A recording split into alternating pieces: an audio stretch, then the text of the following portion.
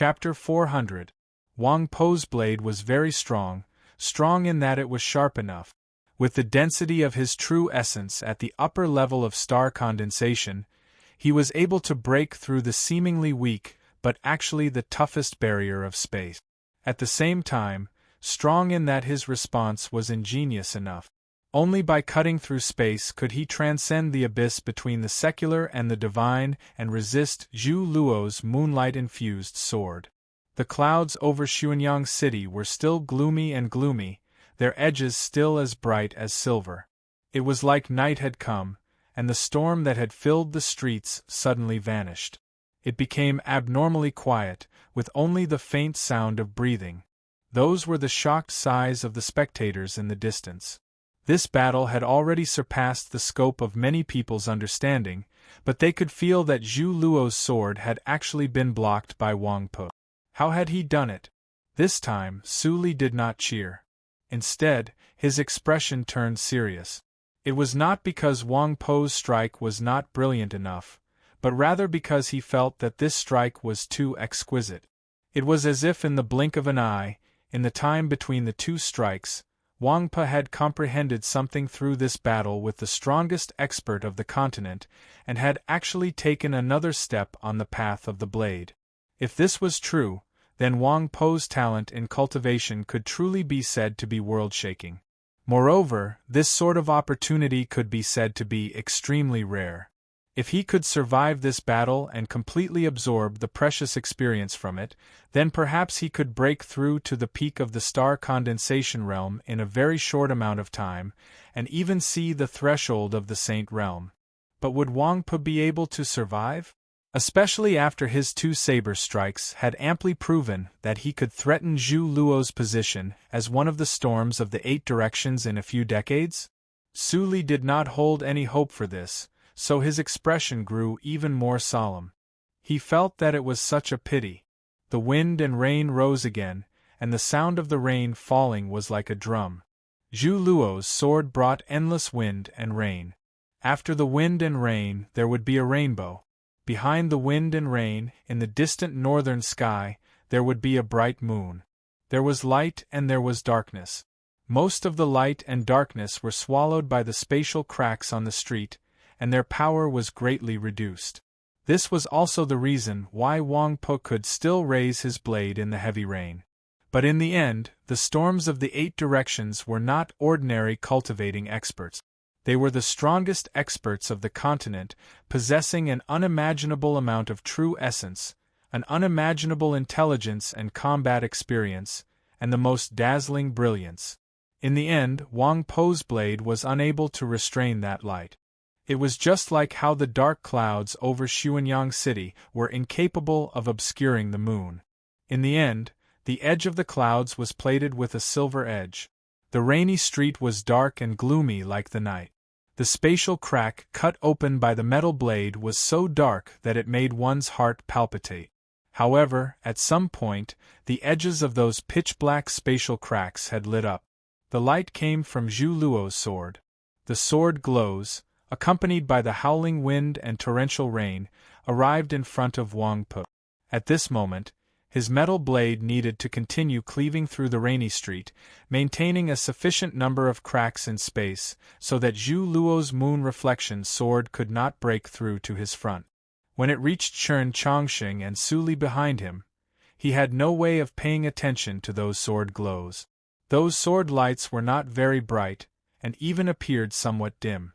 Wang Po's so-called perfect saber domain could not block them at all.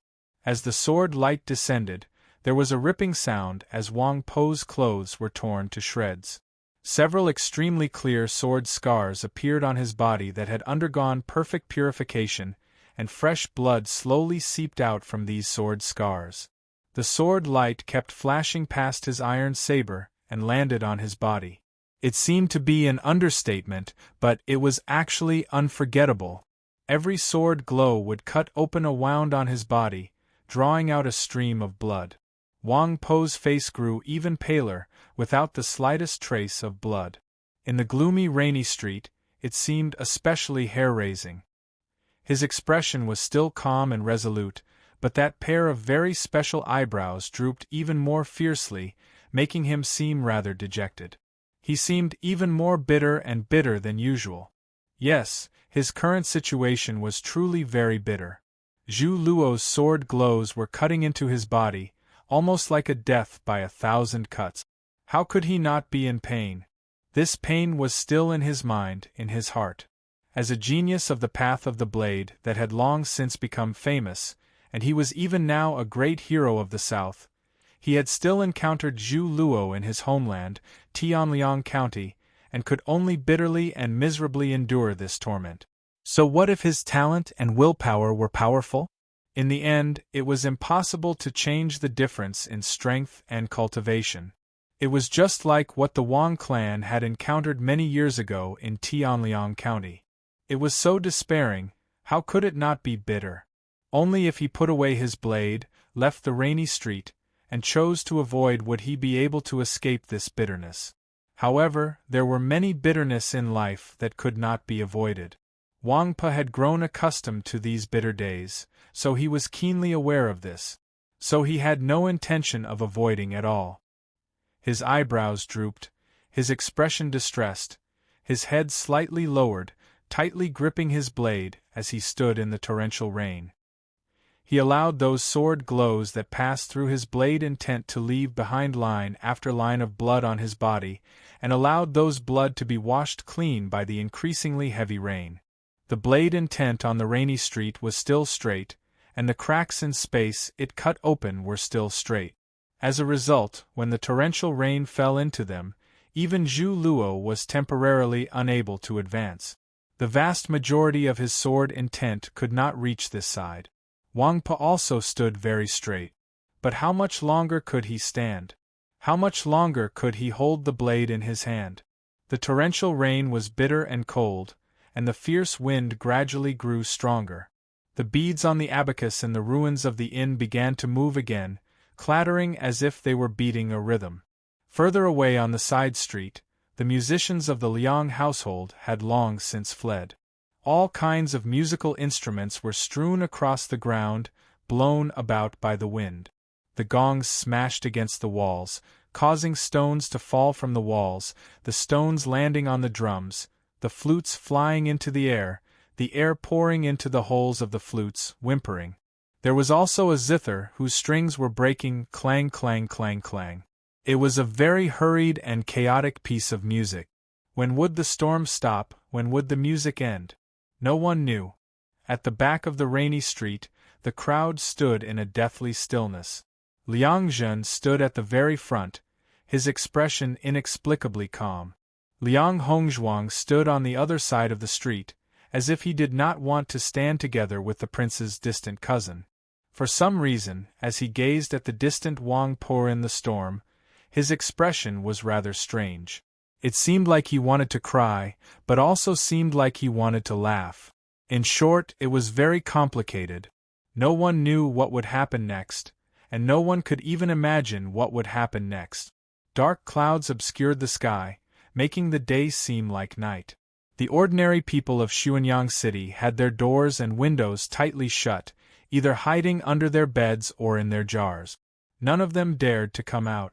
The people still on the street were all cultivators, and these cultivators had all come to kill Su Li. In normal times, when experts like Zhu Luo and Wang Pe were fighting, they would absolutely not dare to make any strange movements. If they angered their opponents, who knew what sort of price they and the sects behind them would have to pay?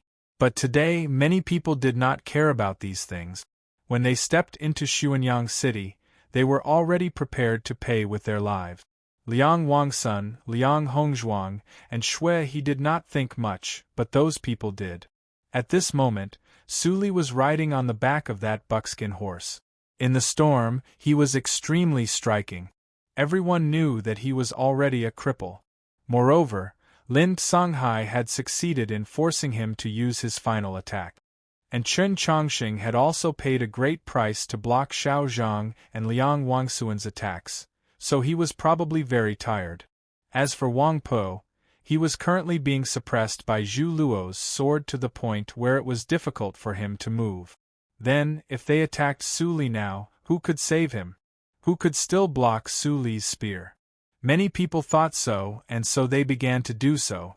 Under the cover of the wind and rain, they walked out of the alley and walked toward the man on horseback on the rainy street.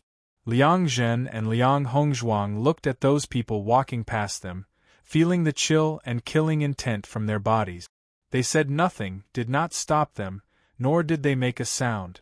The buckskin horse's reins hung in the rain. Perhaps it was because of the breed of the horse, or perhaps it was because of Su Li, but the phenomenon brought about by Zhu Luo's sword and the terrifying ripples of battle qi 10 some zhang away did not frighten this steed. Instead, it obediently lowered its head. Chen Chongqing also lowered his head, silently gazing at the ripples in the rain. The dragoncry dagger and the sheath had finally connected, and this was the first time since leaving Xining Village's old temple. Back in Xining Village, Senior Yu Ren had only chosen this method of combining swords when he went to the back of the mountain to hunt those powerful monsters. Today, he did this because he knew that the enemy he faced today was far too powerful, and also because he wanted to learn from Wang Po. Suddenly, he raised his head and then turned around. Those cultivators had not expected that he had always been watching behind them. Chen Chongqing and these cultivators stared at each other in silence. Not far away, that berserk and divine sword intent was already growing stronger and stronger. Chen Chongqing did not pay attention to that side. Over there was Wang Po. Right now, he only needed to pay attention to this side. He had already thought through everything, so he was very calm. His eyes were very calm. No matter how fiercely the rain falling on his face was, it was unable to disturb him. A cultivator gave a roar, and his body suddenly split into three, attacking Su Li. Chen Chongqing gripped his dagger with both hands and slashed down at the rainy sky. The place where the sword fell was several zhang away. It was only one sword, but it simultaneously slashed at 3 figures in the rainy sky. 3 people. This was not the intellectual sword, nor was it the blazing sword. This was a move of the Mount Li sword style, the 3 strokes of the plum blossom. 3 days ago, Su Li had inadvertently told him about it. Swish. It was closely followed by another. It seemed like 3 clangs of swords resounded in the rain at the same time. Those 3 figures simultaneously froze in the rainy sky. Then the 2 figures vanished. That cultivator gave a muffled grunt, clutched his chest, and collapsed onto the rainy street. In his hand, the dragoncry dagger seemed to come to life. In just a few exchanges, those cultivators that had prepared to ambush Su Li had all collapsed. Just at this moment, he saw out of the corner of his eye that Wang Po also seemed about to collapse. In an instant, he made a decision. Zhu Luo attacks, Chen Chongqing attacks, the spectators attack. Next, who will attack? Chapter 401. Chen Chongqing decided that he could not wait for Wang Po to be defeated before acting. Standing on the rainy street, the 2 walls seemed rather solemn and stirring, but in reality, it was meaningless. The reason he had thought this way before was because he had no confidence in himself at the time. He had only wanted to do his best and leave the rest to fate. No matter how astonishing his talent was, he had only cultivated for a little more than a year. Not to mention the broken meridians in his body, it was truly an absurd and laughable thing to want to fight against the storms of the 8 directions in such a short amount of time. He originally thought that even if he were to use his sword later, it would only be to show his sincerity. But now he changed his mind. Because with each cultivator that fell, his confidence increased by a fraction. Ethereal opening cultivators were no longer able to threaten him.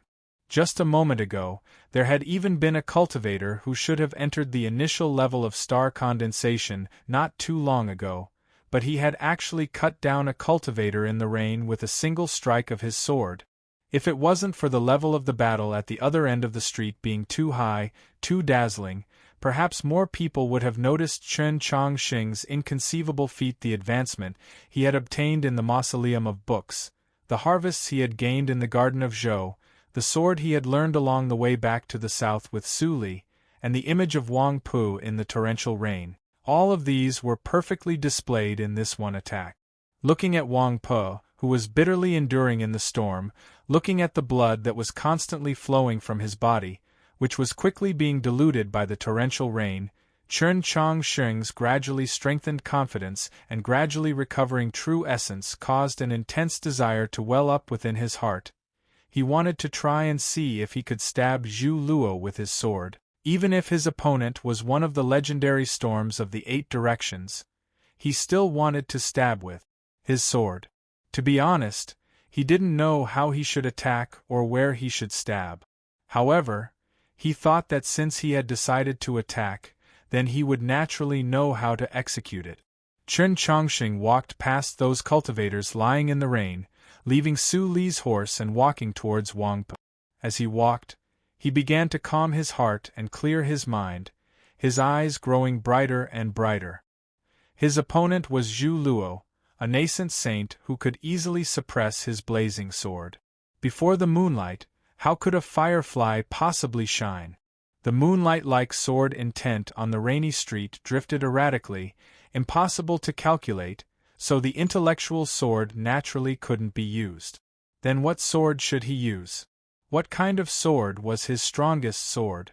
Chen Chongqing knew what his strongest sword was. On the mausoleum of Zhou, he had once thrust his sword at the shadow that obscured half the sky. He didn't know if he could still use that sword, but he wanted to try. His divine sense landed on the Dragoncry sword. At this moment, the Dragoncry sword used its scabbard as its hilt and became one. The moment his divine sense descended, it awakened the souls within the sword. He awakened the 10,000 broken swords and prepared to borrow the sword intent again. The black dragon woke up as well. He took a deep breath. His true essence violently combusted, and his body became incomparably hot. The rainwater that constantly fell upon his clothes instantly turned into steam, covering his upper body. His broken meridians let out an unbearable sound, and an intense pain spread from every part of his body to his sea of consciousness.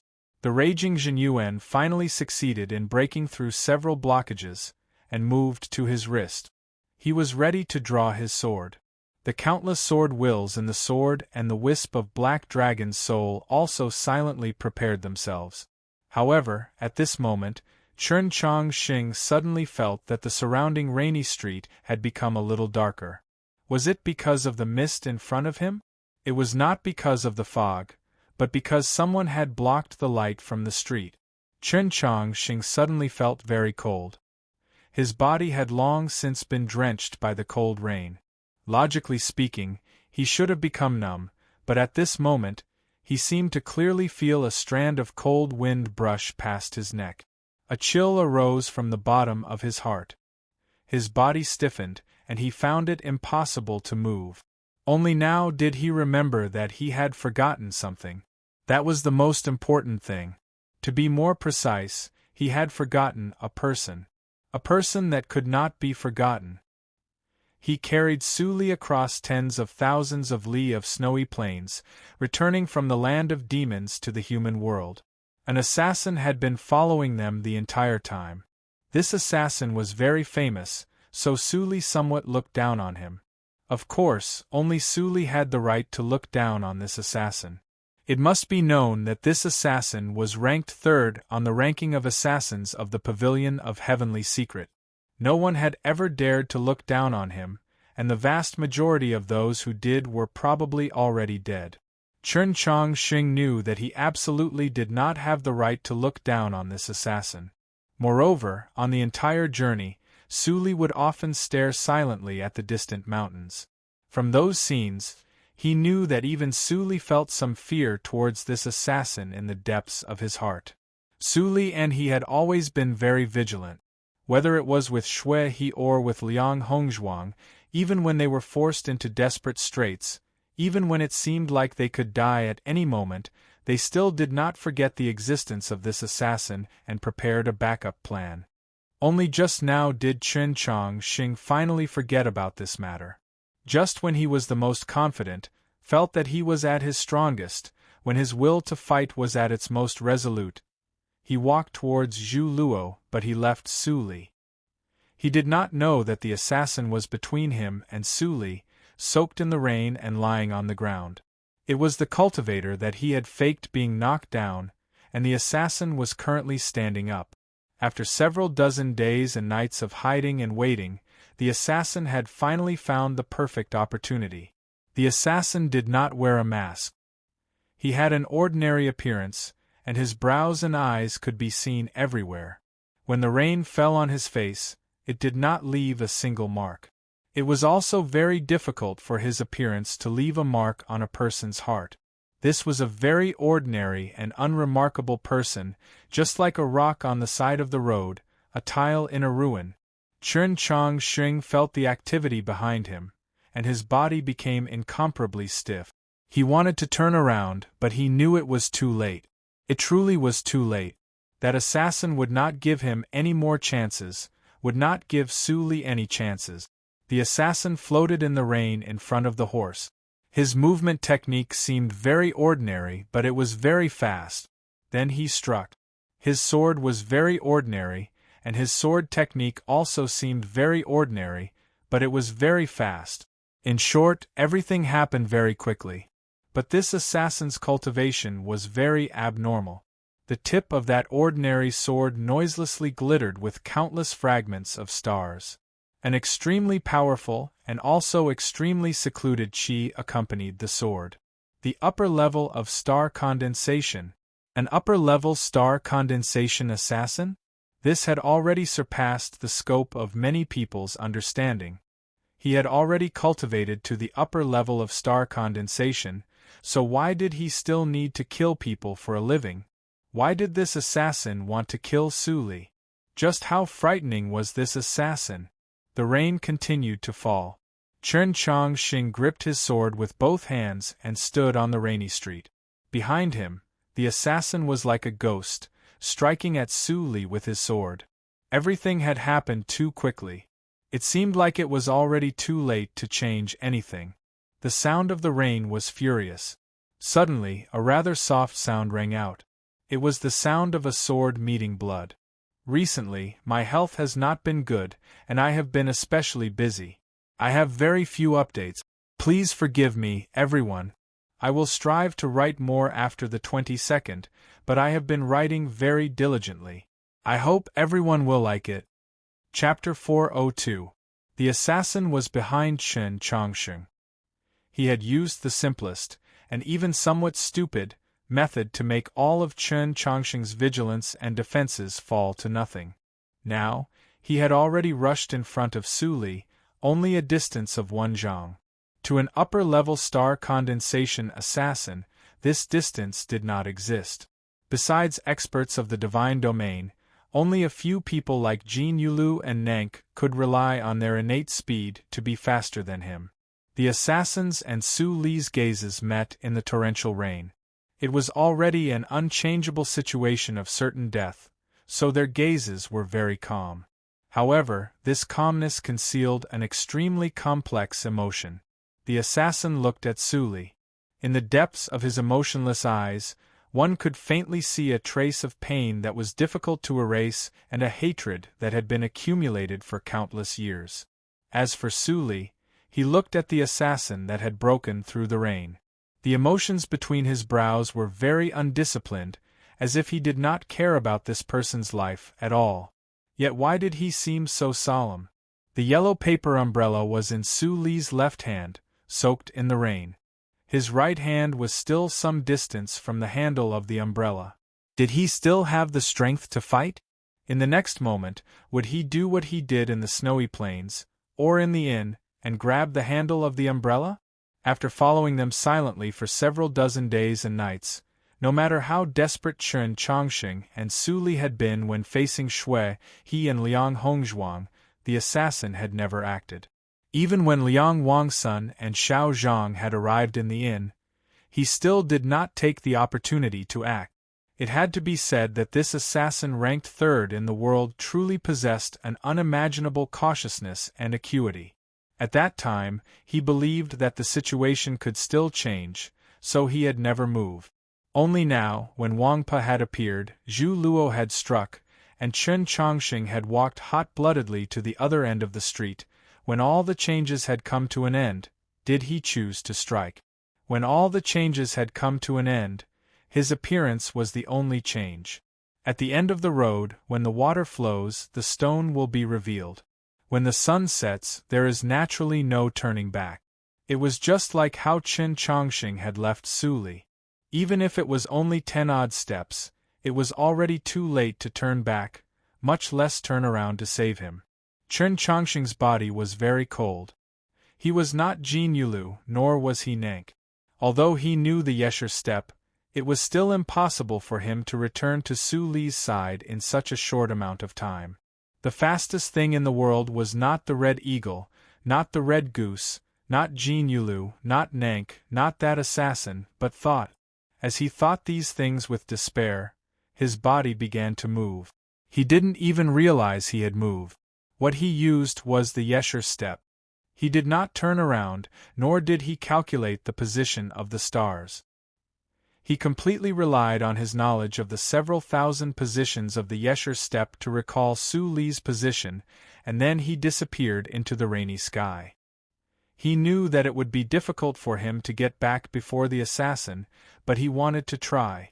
Perhaps it was because the entire world felt that Su Li should not have died at this time, or perhaps it was because the entire world was moved by his intense remorse and desire to make up for it, or perhaps it was because his increase in cultivation made the Yesher step even faster, or perhaps it was because the assassin's movement technique and sword were not as fast as people imagined, or perhaps it was because he had attached a strand of sword intent to the Yesher step. A soft sound rang out. In the rainy street.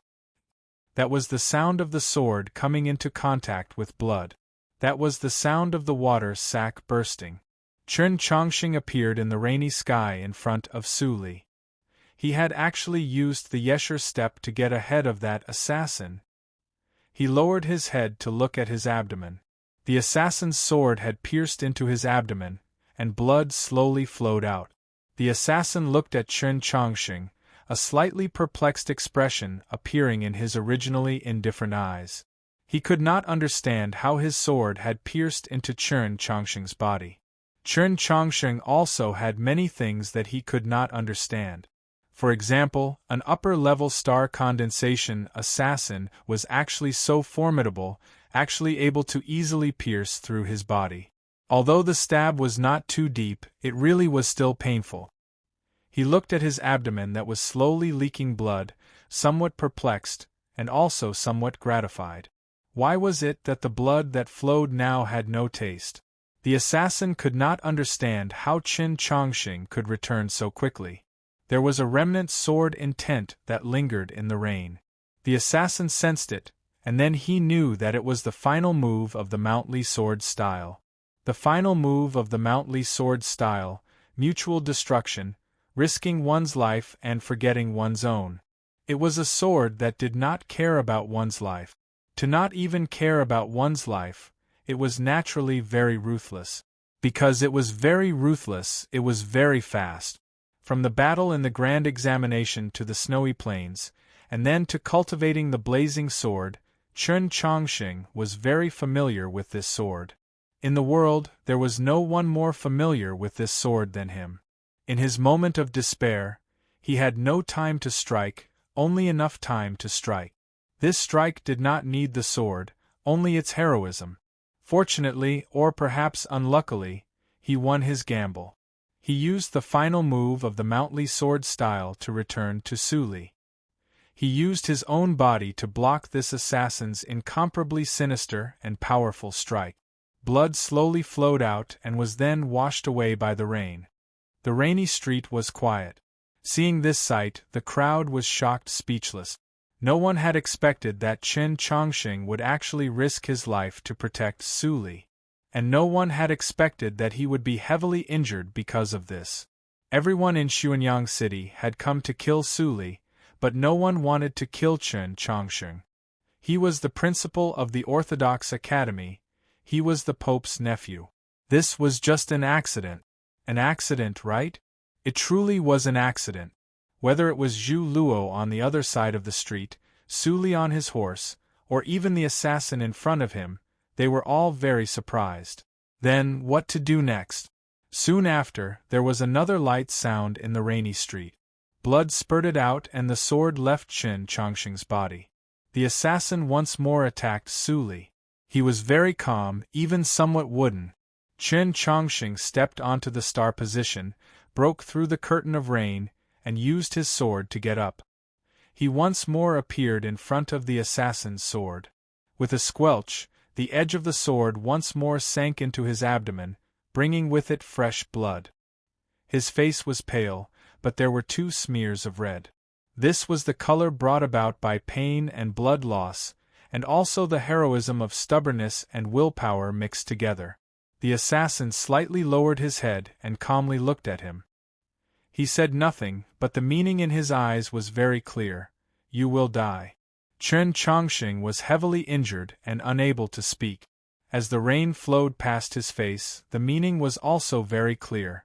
So what? Some people chose to die in order to save others like Chen Chongqing. Some people chose to die in order to kill others like Liang Xiaoxiao.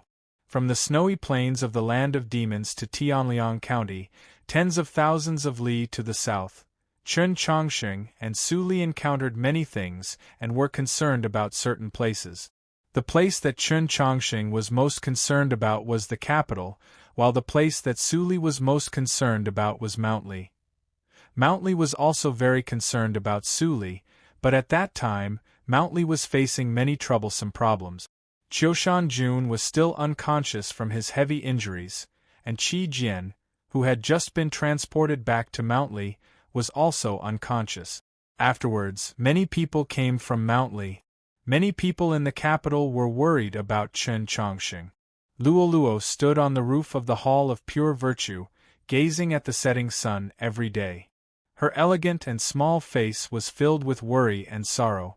The Orthodox Academy was as quiet as a grave. Every day, Xianyuan Po would go to the Mausoleum of Books to see if Tang 36 had come out. The great banyan tree by the lake was a pressing green in the spring, yet no one came to investigate. The matter in the garden of Zhou had already come to an end, but the aftermath was far from settling. People left Hanqiu City and spread the matter in the Garden of Zhou as well as the shocking news outside the Garden of Zhou to the entire continent. The demons had used some unknown method to sneak into the Garden of Zhou and then forcefully closed it, stirring up countless rains of blood and foul winds. Afterwards, the Garden of Zhou suddenly collapsed for some reason and should have been destroyed by now. Many talented young cultivators had fallen within, but the most shocking thing was that Chen Chongqing had disappeared from the Garden of Zhou, his fate unknown. The current Chen Chongqing was no longer that young Taoist from Xining Village's old temple. He was first place of the first banner in last year's grand examination. In the Mausoleum of Books, he had attracted a sky full of starlight and helped several dozen cultivators of the same age break through. He was also the young genius that the Pope valued the most, the youngest principal of the Orthodox Academy in history. The fate of such a person was unknown and his whereabouts unknown. Of course, it would attract the shocked gazes of the entire continent. The only thing that could compare to this matter was the accusation that Liang Xiaoxiao had made before his death. Before his death, Liang Xiaoxiao did not explain, but everyone present knew that what he wanted to say was, Chen Chongqing, Qi Jian, and Zhixiu were colluding with the demons. If it were anyone else making this accusation, they would only invite ridicule, but Liang Xiaoxiao was a disciple of Mount Li, one of the illustrious divine state's 7 laws. He had no reason to frame his junior brother, Qi Jian. Most importantly, Liang Xiaoxiao was dead. He had died under the final move of the Mount Li sword style. And the dead could not lie. The dead can't even speak, so they naturally can't lie. The problem is, when that Mount Li disciple said those words, he was still not dead, so what makes you think that he wouldn't lie? But Liang Xiaoxiao was already heavily injured at the time and not far from death. Those words were equivalent to his last word. Zhou Tong was expressionless. His two eyebrows, under the illumination of the oil lamp, were like two lines of ink. He said, "Just because his last words are reliable? Then it will be much easier for my department for purging officials to handle cases in the future. If there's any lord that feels that I don't have enough evidence, I can arrange for one of their nephews to commit suicide and leave behind a few words before he dies." "I never knew that Lord Zhou Tong cared so much about evidence," Mou said to him. She had never liked Zhou Tong, and the entire capital knew of this matter. Of course, this did not affect her and Zhou Tong's cooperation in the court. As the Divine Empress's two most reliable arms in the imperial court, they had to cooperate well. The important point is that no one believes that Chen Chongqing is colluding with the demons, so I need evidence. Zhou Tong's expression did not change as he calmly said, "In reality, if that Mountly disciple had not died, do you think that the Li Palace would have agreed to hand Zhixiu over to me just based on Zhuang Huanyu's accusation?" After a moment of silence, Mou asked, "What was the result of the interrogation?" "He did not say a single word, so there is naturally no result." Zhou Tong expressionlessly said, "I will interrogate him for a month. At that time, if he still does not admit that he and Chen Chongqing are colluding with the demons, then I will admit that what he said was the truth." Hearing this, Mou felt a chill and her face paled. Zhixiu had already been imprisoned for many days. If he were to be imprisoned for another month, would he still be able to come out alive? It must be known that the prison he was in was not the imperial court prison, nor was it the prison of the Ministry of Justice. It was the most sinister and terrifying Zhou prison of legend. No one could last so long in Zhou prison. Even if they could, it was still too cruel. Cruel to the point that even Zhou Tong felt some sympathy for that wolf youth. "It's written quite well. I hope that there will be an update tomorrow. If not, I will let everyone know in advance." Chapter 403. Mou asked, "Why do you need Wofu Zhixiu to speak?" Zhou Tong replied, "Because no one believes that Chen Chongqing is colluding with the demons. The death of that Mountly disciple can only make people doubt this, but it is not enough to shake their faith, unless Zhixiu admits that they did something." As the youngest principal of the Orthodox Academy in history, many people believed that Chen Chongqing was highly likely to become the next master of the Li Palace. The next pope. There was no brighter future in this world. The demons simply could not offer better conditions, so he naturally had no reason to betray humanity and collude with the demons to do those things. Mou was quiet for a while, then asked, "Do you believe it?" No matter how the entire continent evaluated Zhou Tong, no matter how cruel and terrifying Zhou Tong's methods were, everyone admitted that when it came to investigating cases, Zhou Tong was unparalleled. Whether I believe it or not has never been the most important thing. Evidence is the most important thing.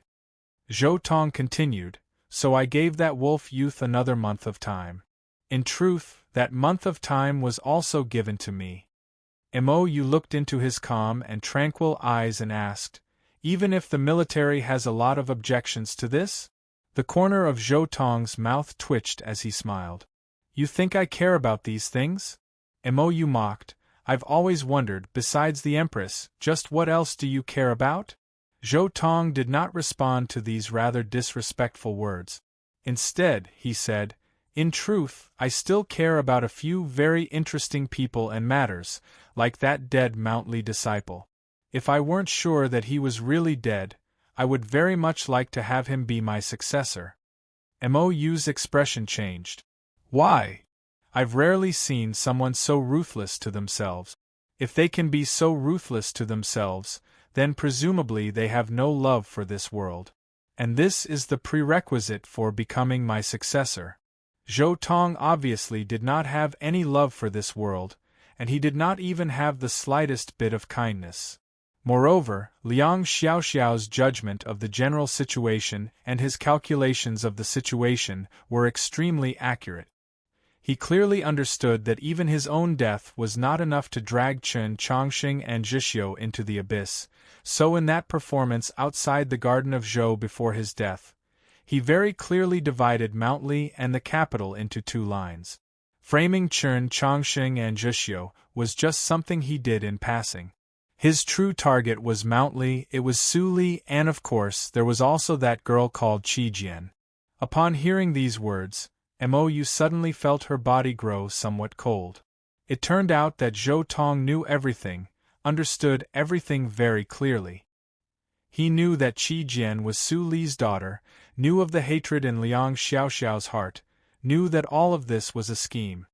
So you knew everything. She stared into Zhou Tong's eyes. Zhou Tong ignored him and continued, "Many people need Chen Chongqing to collude with the demons, but Liang Xiaoxiao used the final move of the Mount Li sword style to kill himself. This is truly extraordinary." Mou said, "Then what do you think?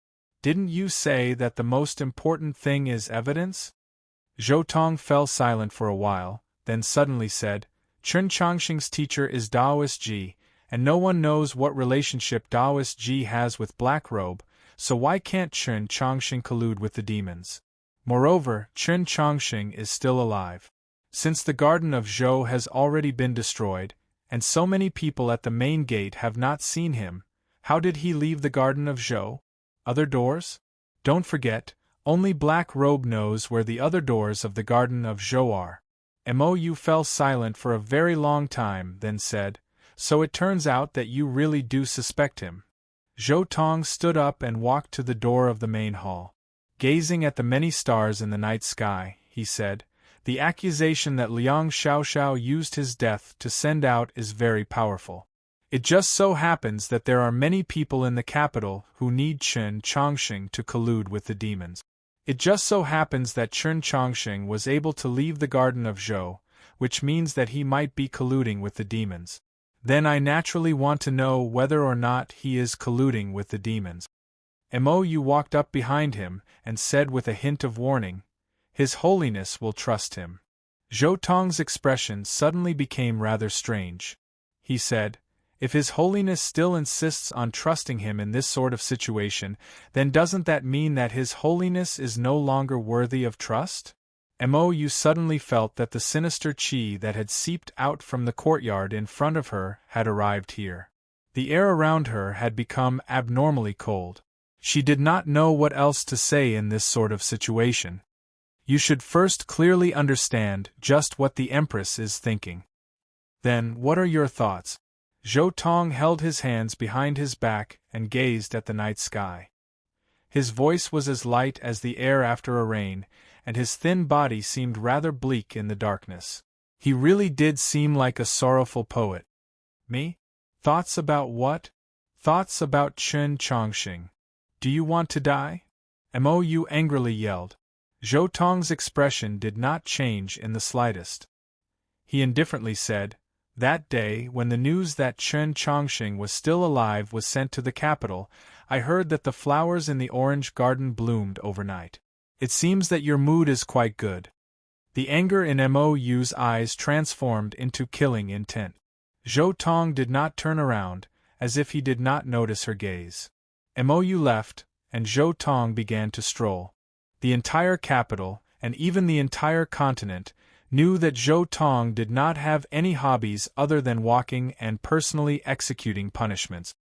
He treated others strictly, and he was even more strict with himself. He never indulged in sensual pleasures, and he certainly did not indulge in debauchery, even when he was still a young man. He lived an extremely disciplined and strict life, and it could also be described as dry and monotonous. Of course, he also wrote poems of grief and worry for the country.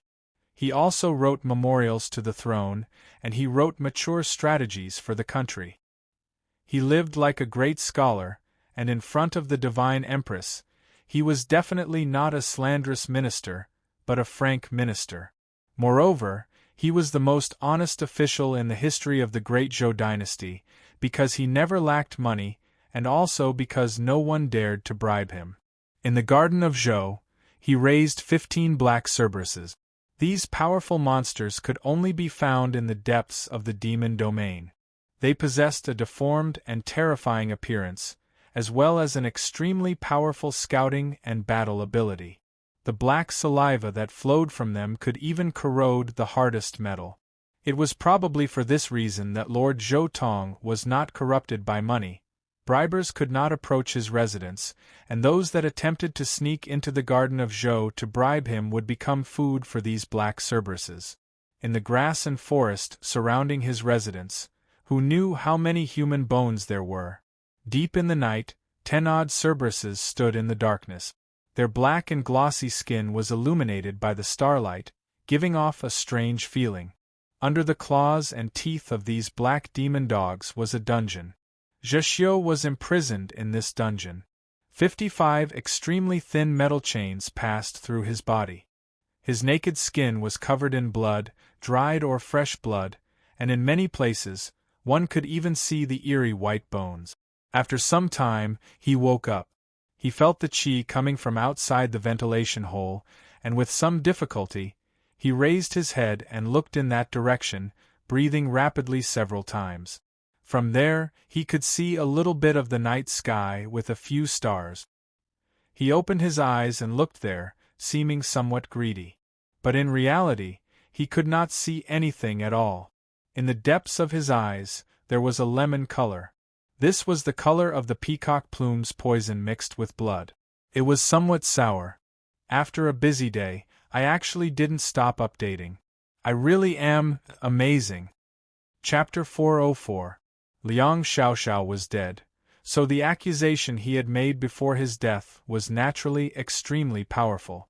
It was just that the other witness to the incident in the Garden of Zhou, Zhuang Huanyu, besides giving an extremely brief explanation of the situation, had maintained his silence for the vast majority of the time. As a result, there were many details in the deceased story that had not been filled in.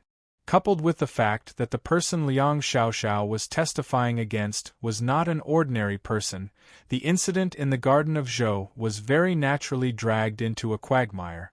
Even after several dozen days, there was still no progress.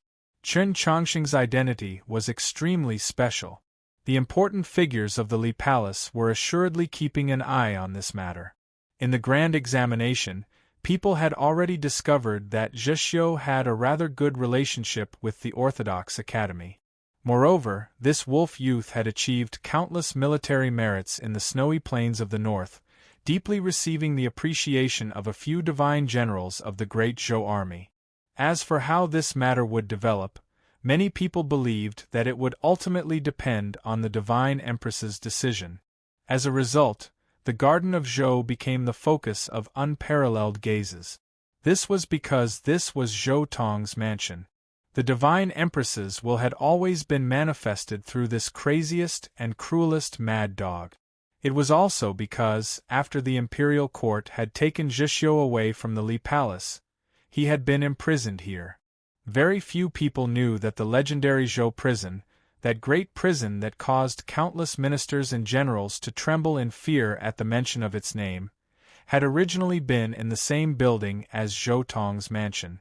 The two were separated by only 10 sumjiang and 2 flimsy doors.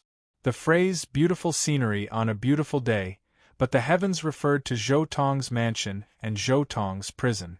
The former had the beautiful scenery of the 4 seasons, while the latter was the heavens that could not be helped, and the blue sky could not be seen. The black rhinoceros dragged the heavy carriage through the stone arch of the Garden of Zhou, arriving at the sinister building in front of it. Although it was so close, Zhou Tong still habitually rode in the carriage.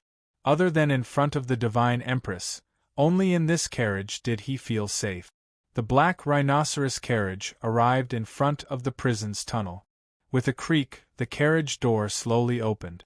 Zhou Tong slowly walked out of the carriage. He subconsciously gazed at the night sky, his face somewhat pale under the starlight.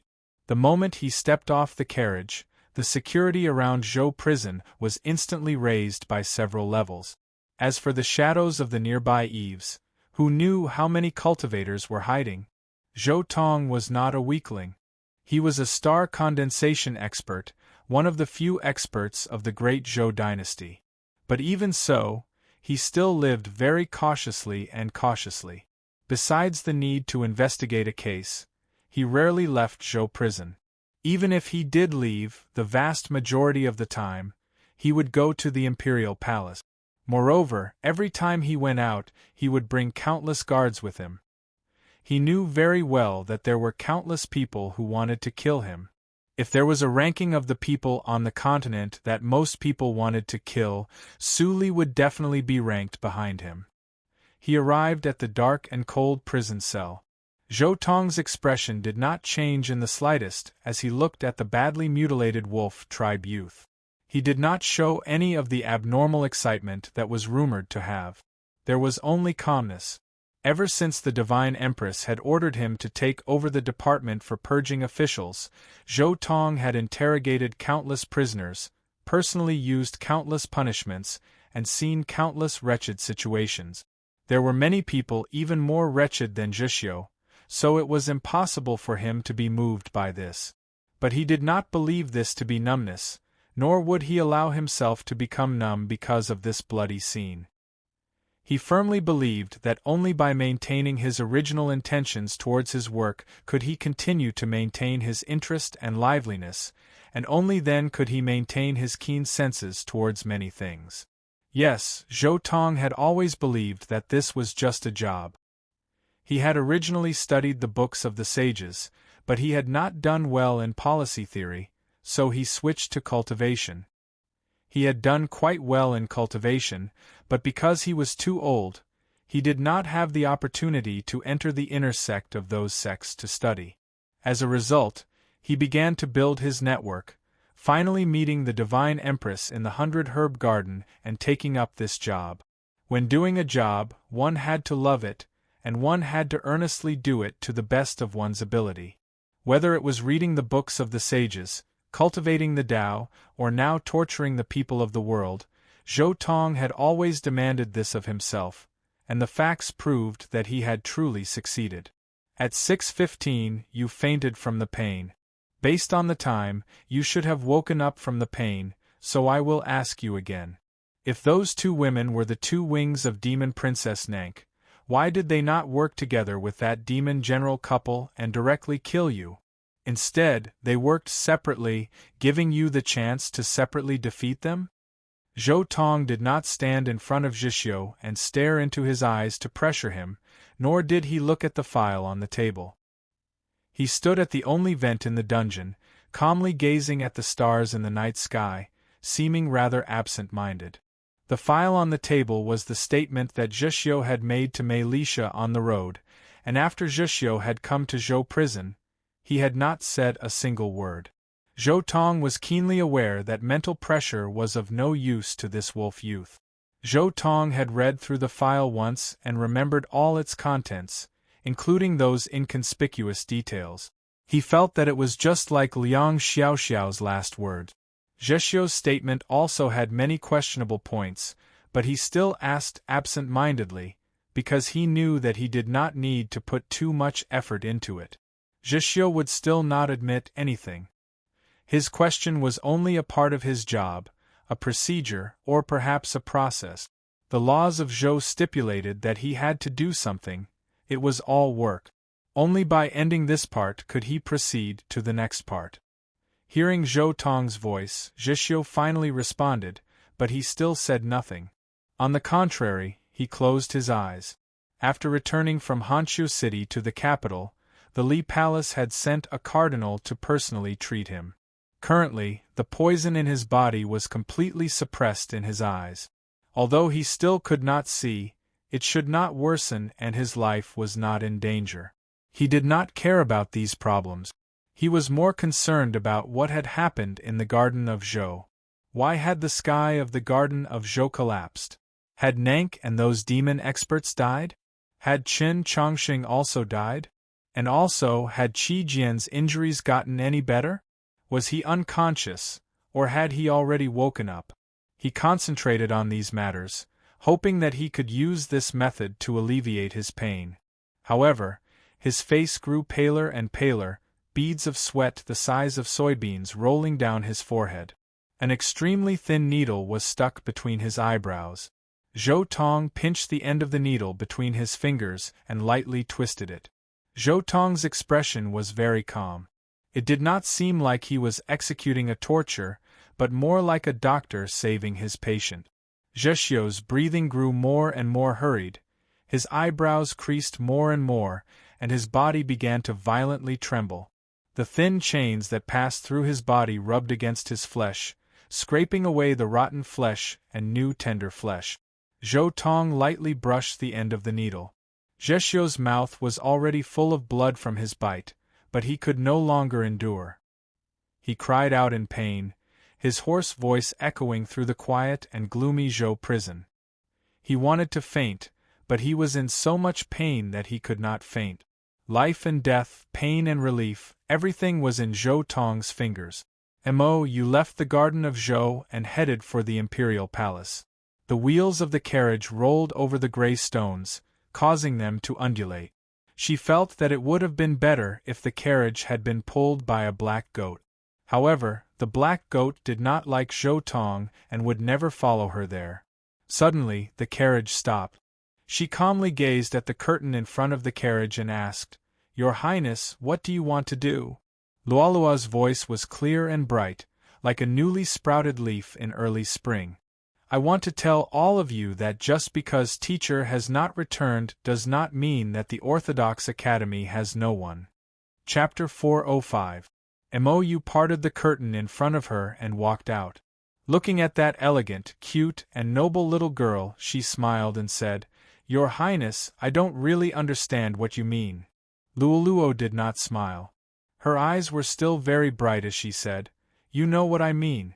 I want Zheshio to return to the Orthodox Academy."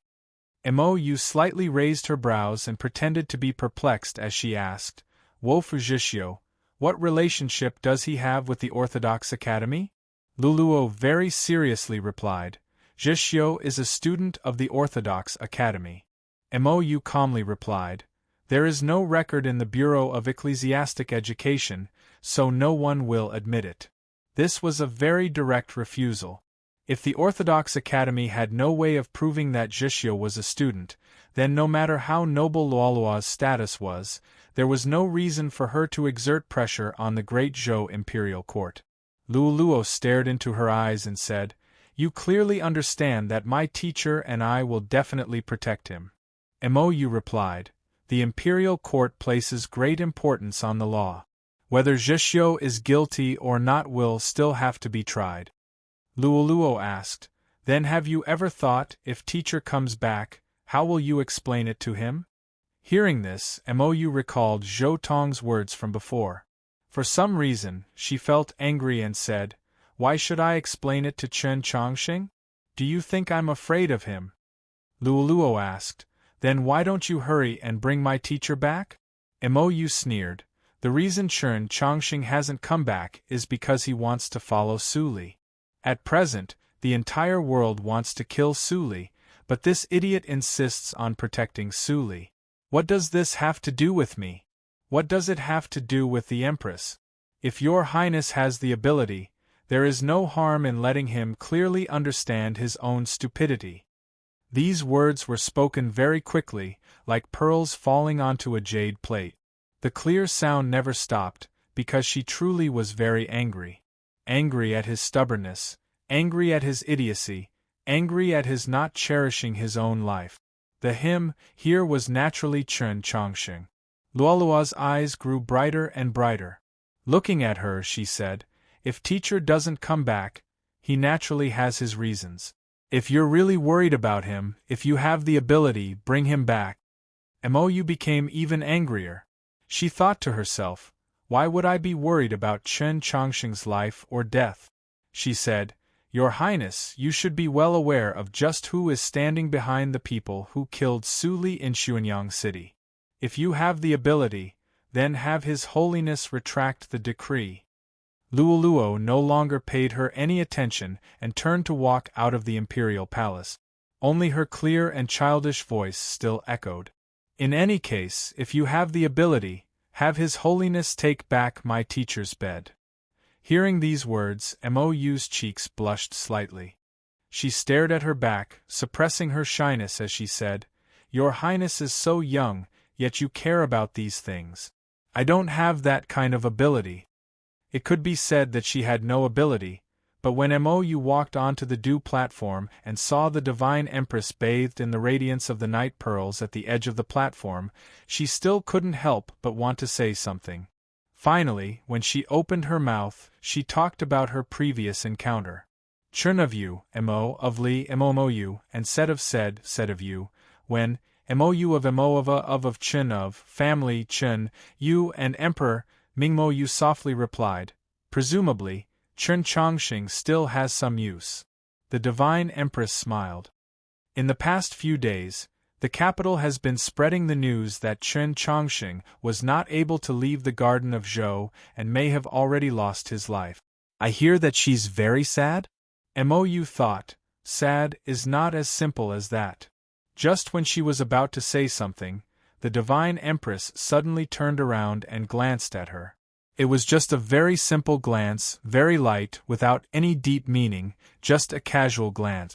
It didn't ask about the relationship between her and Chun Chongqing like Zhou Tong and Luo Luo did, but her body suddenly became much colder. After hearing the news that Chun Chongqing had died in the Garden of Zhou, her mood was also somewhat off. Of course, she did not cry.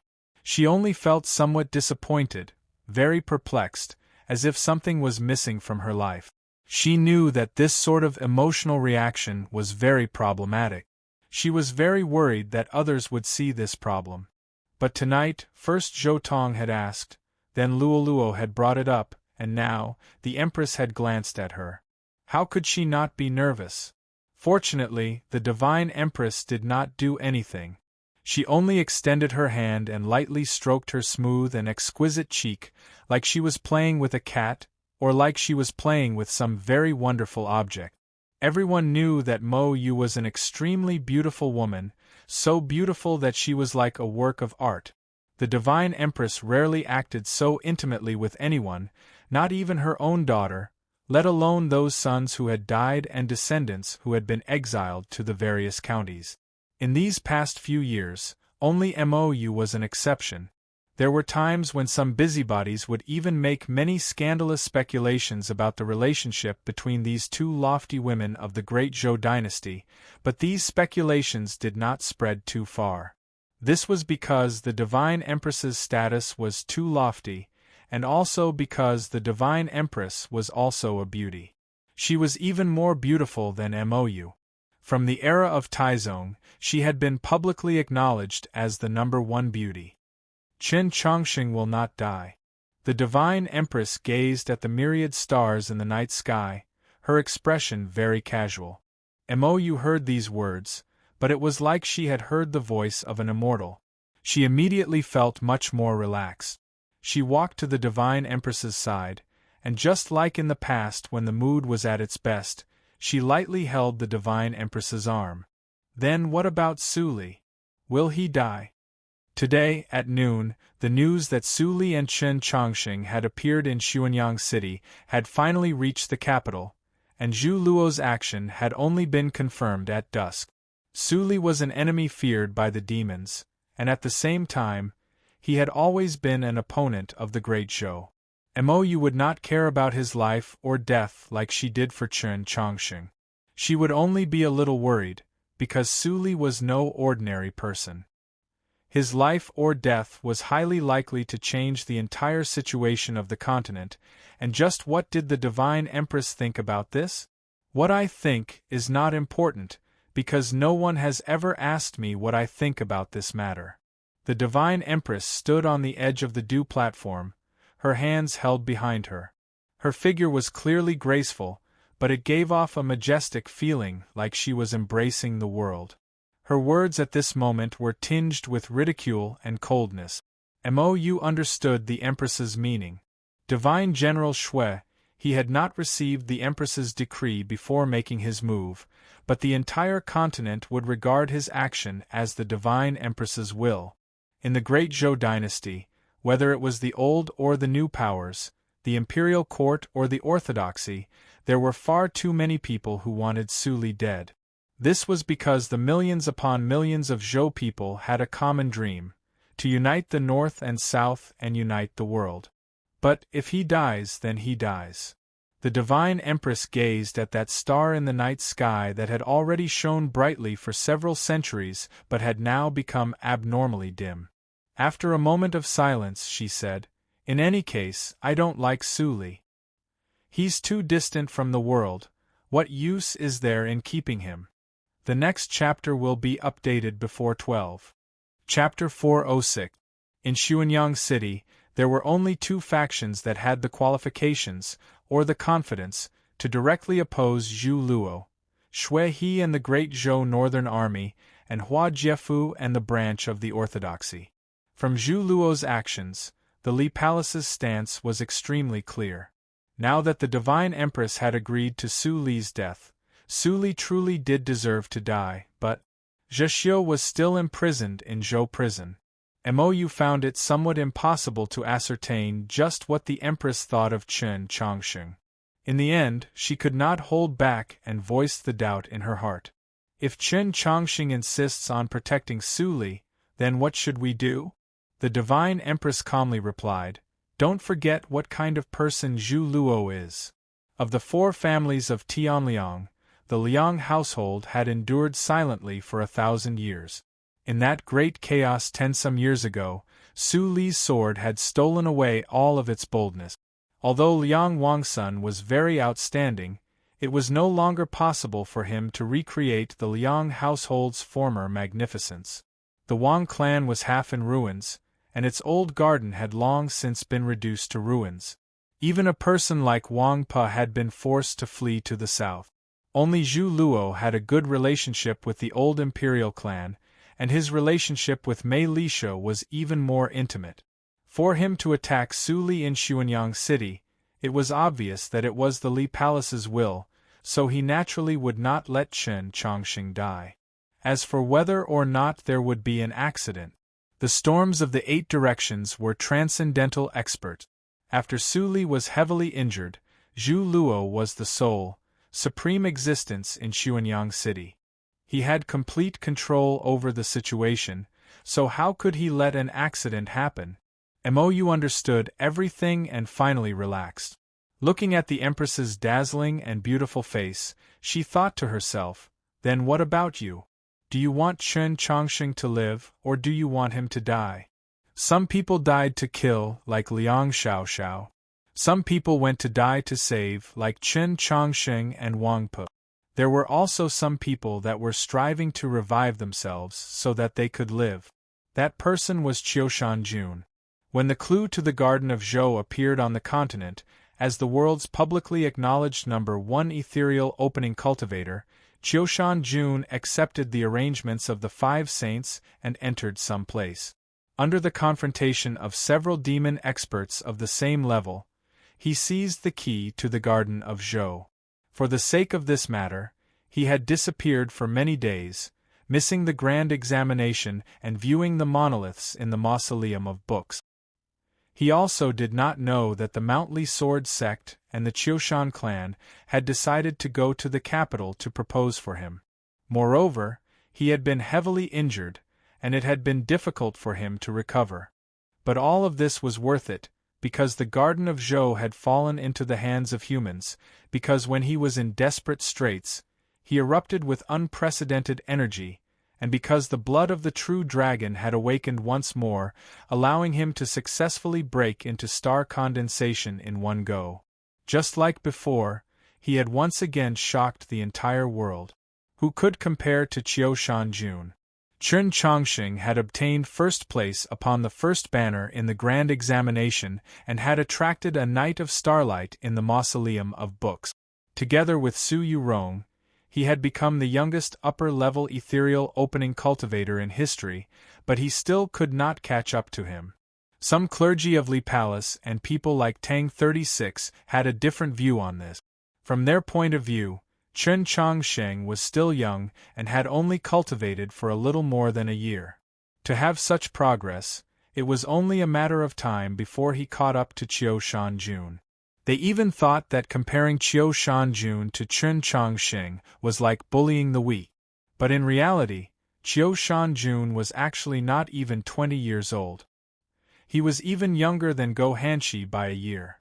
It was just that his blood of the true dragon and his talent in cultivation were far too shocking. His style of conduct was far too perfect. He had become famous too early. So many people, whether they were Chen Chongsheng supporters or his admirers, had all forgotten about this matter. To possess a star domain before the age of 20, just what sort of concept was this? This was a legend. As long as he could calmly and courageously live and cultivate like he had in the past 20 years, it was extremely likely that he would become the second Su Li. No, in the view of countless people, he was even more steady and trustworthy than Su Li. The human world needed someone like him even more. But first, Qiu Shanjun had to come back to life. Black Robe had shaken the rainbow that had traversed tens of thousands of li, causing the injuries in his body to become even more severe.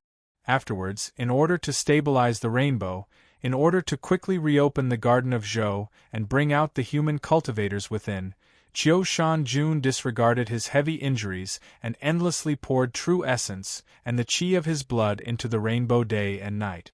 When the gate to the Garden of Zhou finally reopened, his mind slightly relaxed.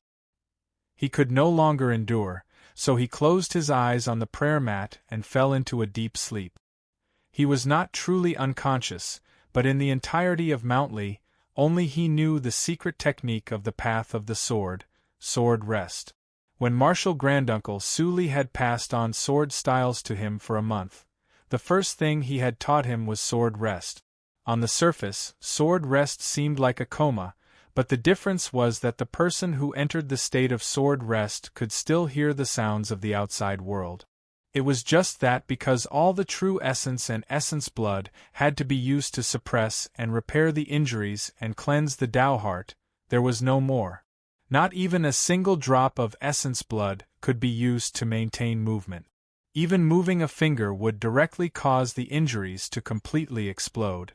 In other words, the current Qiu Shanjun was like a blind youth paralyzed in bed. The reason why Qiu Shanjun had so resolutely poured all his essence blood into the rainbow was because he was worried about his fellow cultivators in the Garden of Zhou, worried about his junior sister Su Yorong. It was also because he was very clear that although this would cause his injuries to become extremely severe, as long as he could maintain the state of sword rest for 49 days, he should be able to heal the injuries in his body. Right now, many days had already passed. There were still several days until he woke up from the state of sword rest. He wanted to wake up ahead of time. Even if he was heavily injured, he still wanted to wake up. Because starting from many days ago, many voices had been constantly transmitted into his ears. There were cries of alarm, voices of concern, voices of discussion, and then there were cries of alarm. Third junior brother was dead? Liang Xiaoxiao was dead?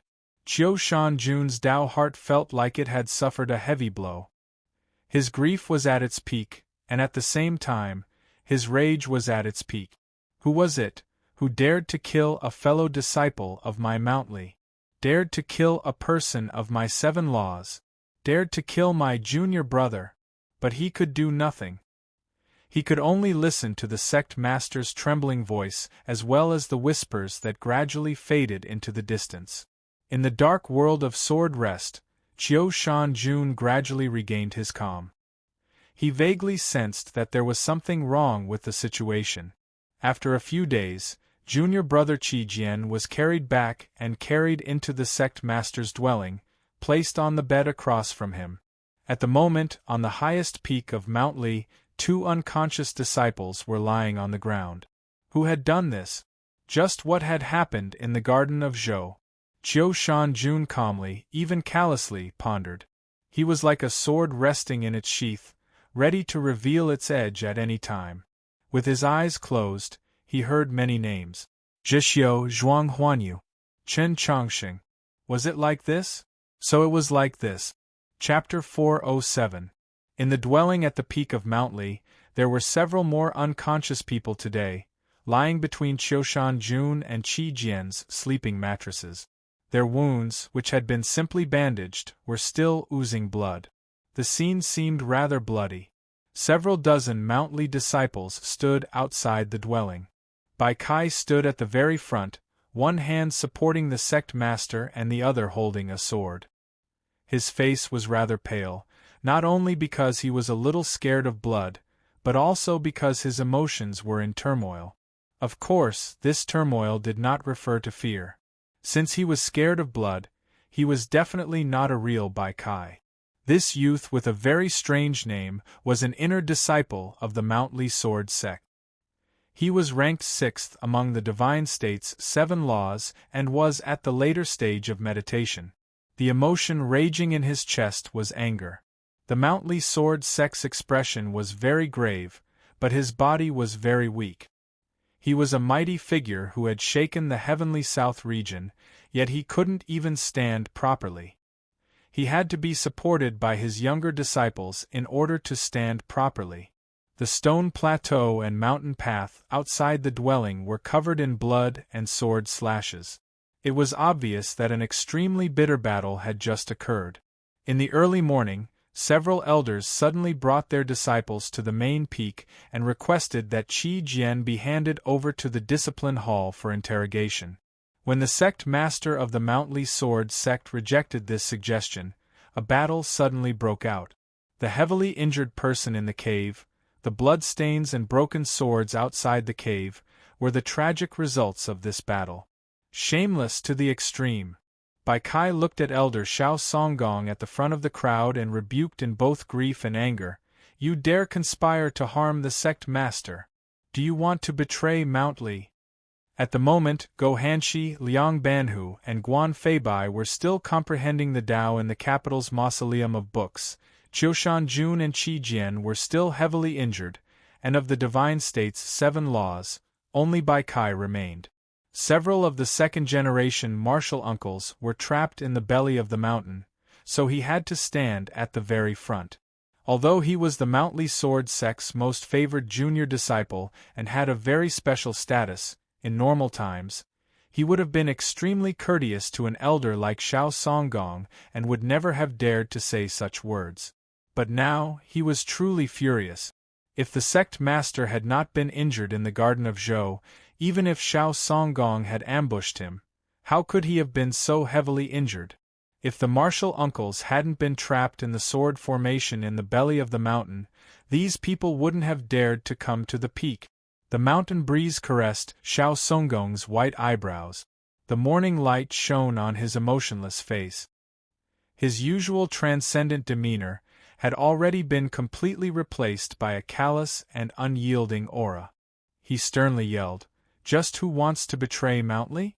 We only request that the sect master follow the ironclad laws of Mount Li and hand over the disciple Qi Jian, who is suspected of colluding with the demons, to the discipline hall for interrogation.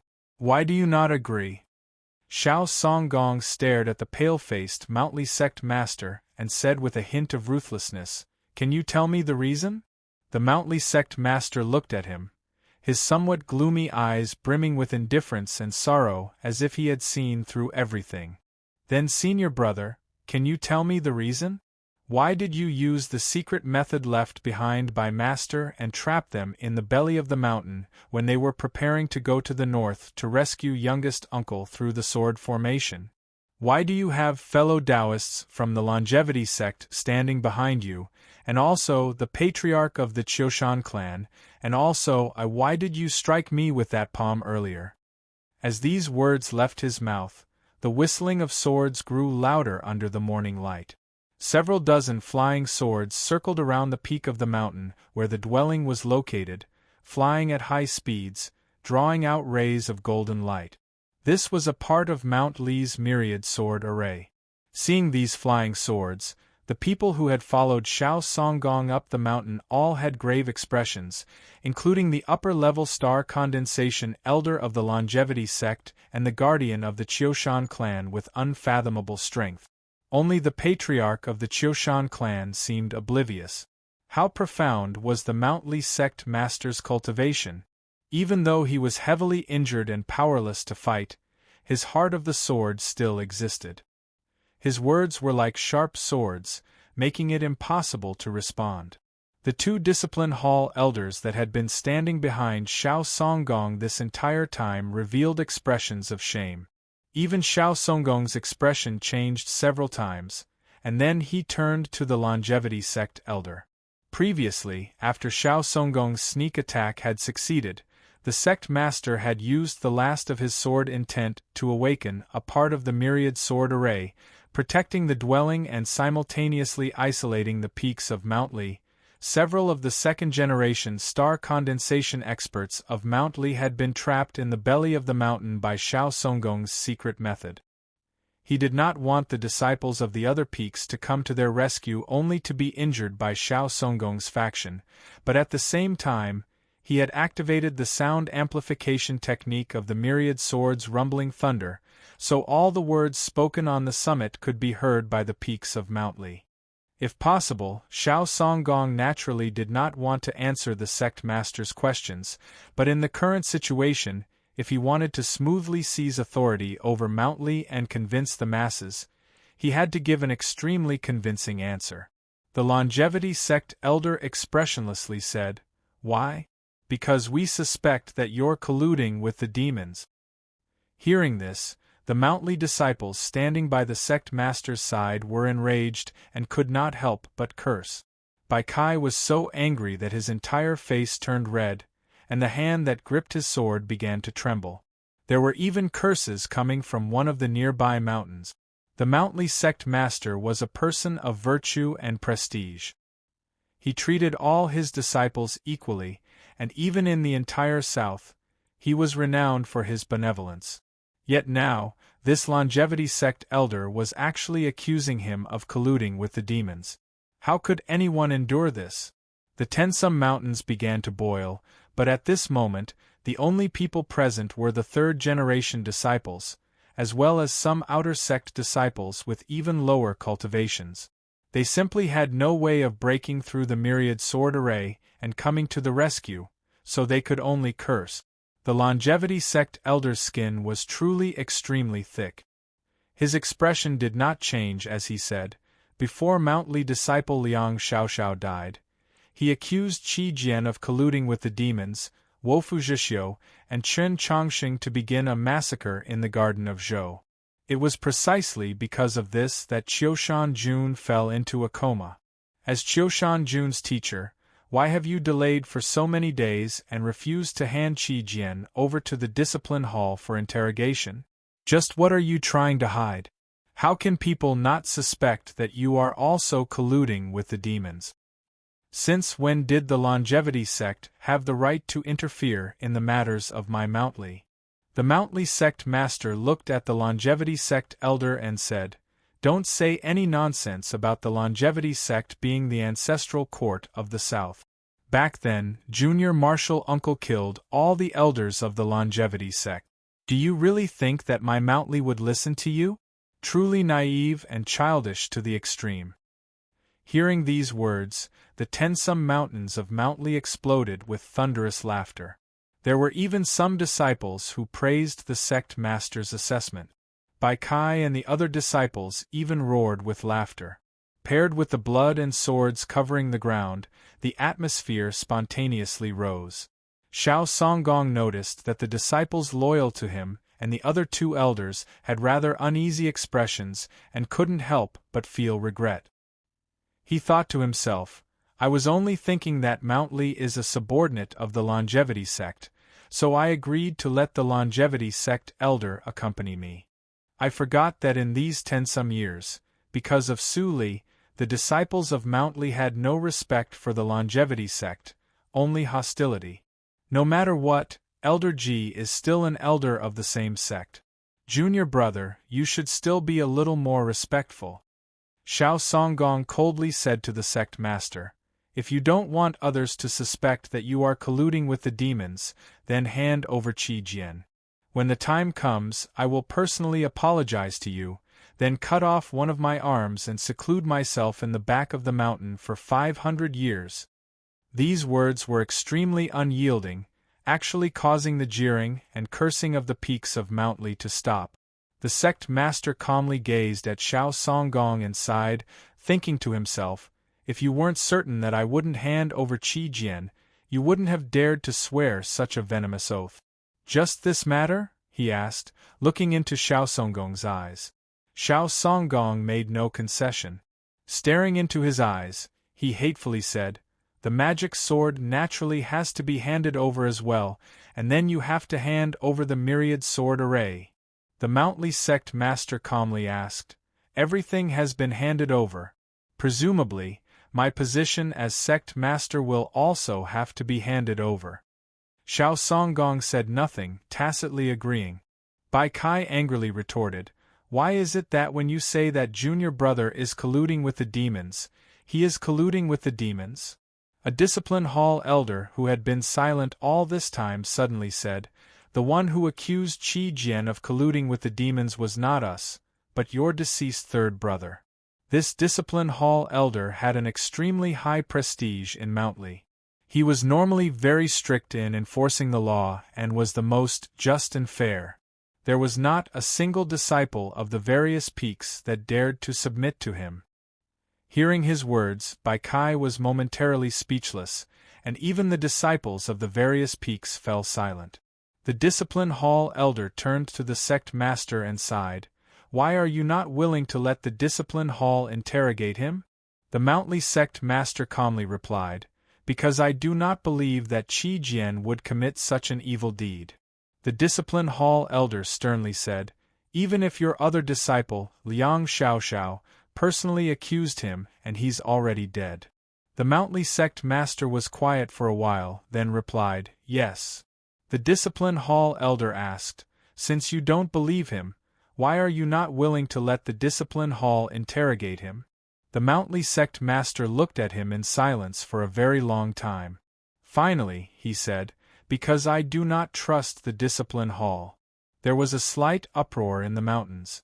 Bai Kai and the other disciples had fought a bloody battle to protect the dwelling, but when they heard the sect master's words, they also found it somewhat difficult to believe.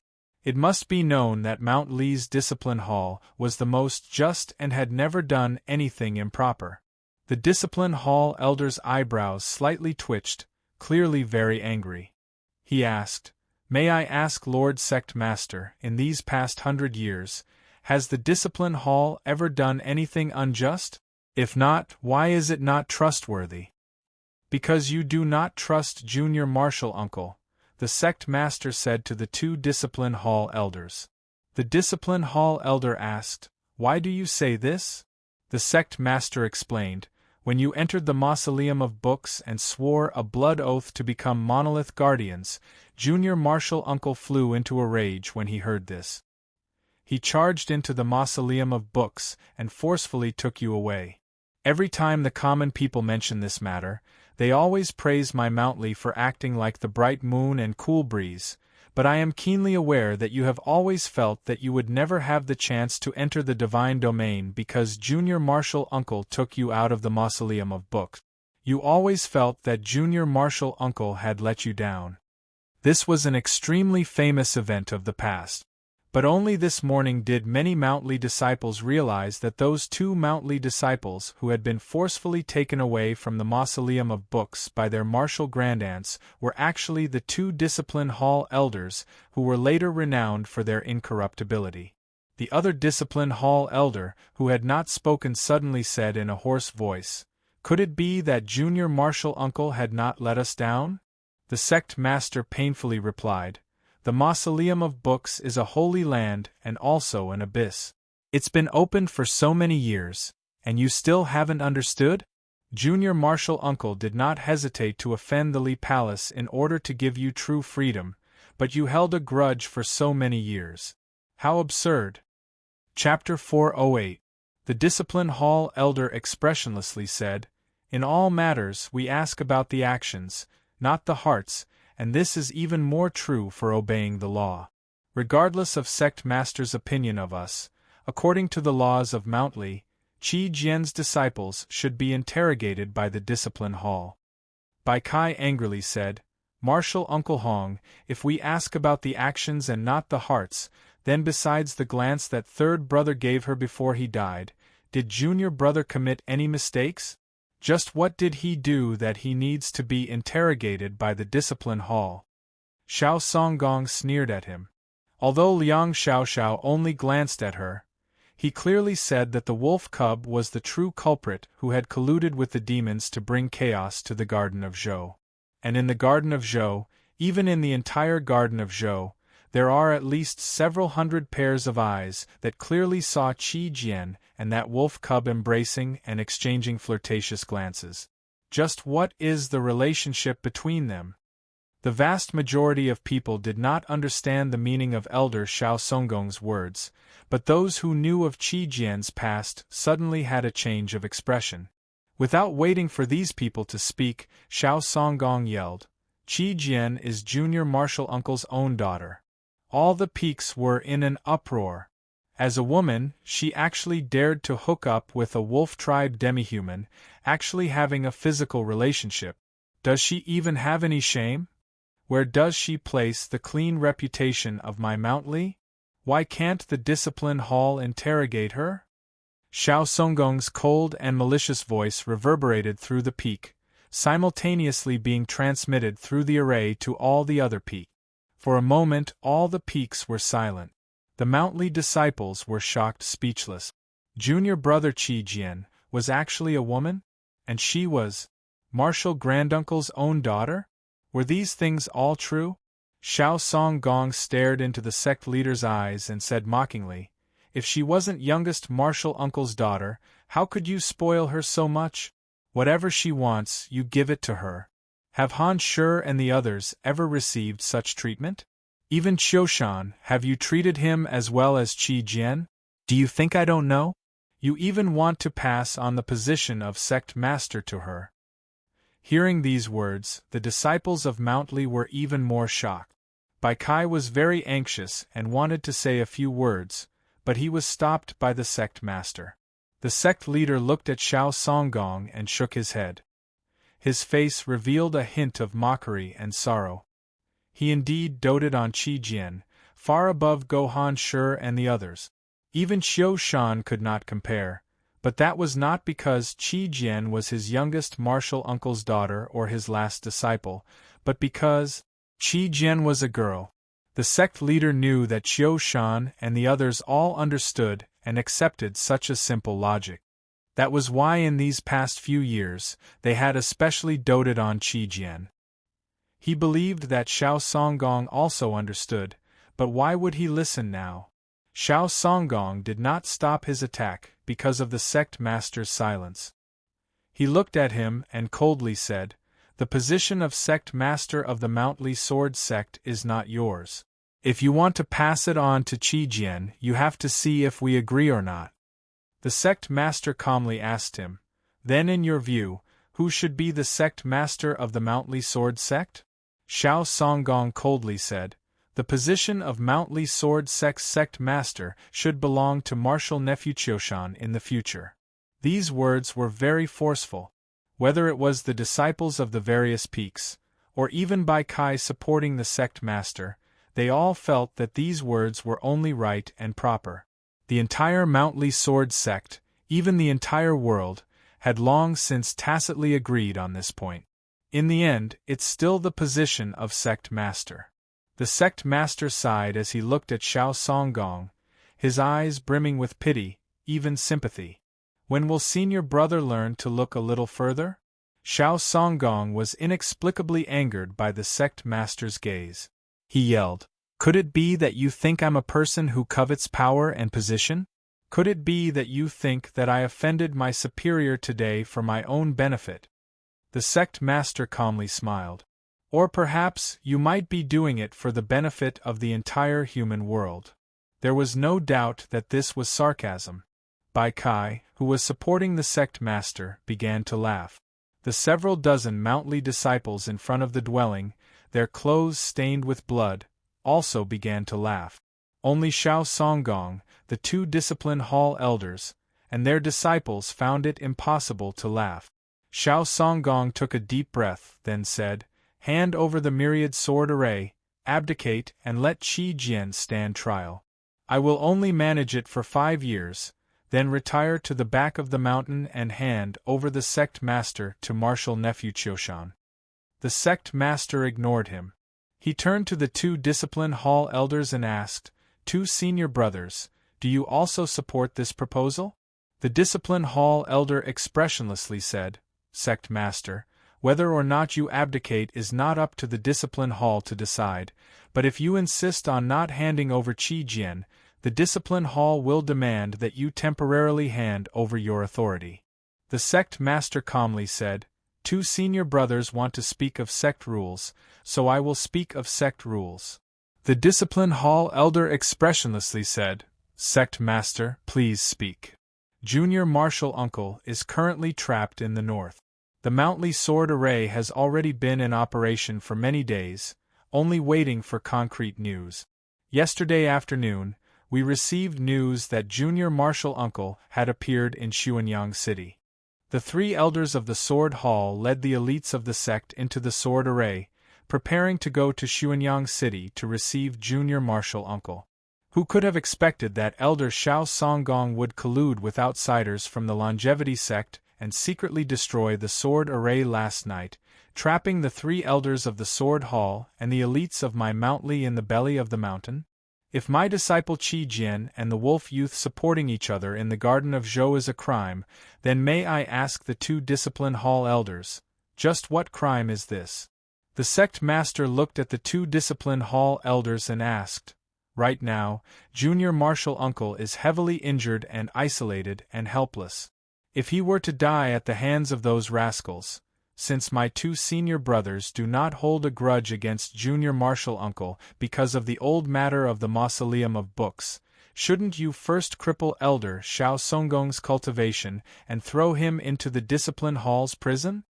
The discipline hall elders said nothing. The sect master looked at the 2, a mocking smile on his face. Bai Kai spat on the ground in front of him, utterly shameless. After a moment of silence, the peaks of Mountly began to resound with countless angry curses. If Su Li is my Mountly martial uncle, then Elder Xiao Songgong's actions are naturally the great crime of betraying the mountain. A discipline hall elder suddenly said, "But if Su Li himself is guilty of the great crime of betraying the mountain, then Elder Xiao Songgong's actions are not a crime to speak of. On the contrary, they are a great merit." The Mountly sect master slightly narrowed his eyes. He said nothing, but his ridicule was plain for all to see.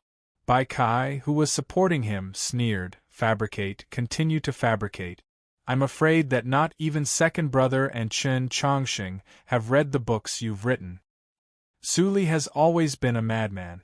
Xiao Songgong coldly said, "Back then, the person who stopped the northern expedition was him, and in these 10-odd years, the person who stopped the confluence of the north and south is also him.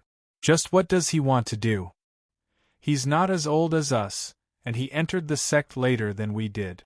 If not for his good luck, why should we call him martial uncle? Just where does he want to take Mountly? You don't care, but the disciples of Mountly naturally do." At this point, neither Xiao Songgong nor the 2 discipline hall elders called Su Li martial uncle, but directly by his name. The people who had charged into the main peak of Mountly had finally made clear their intentions.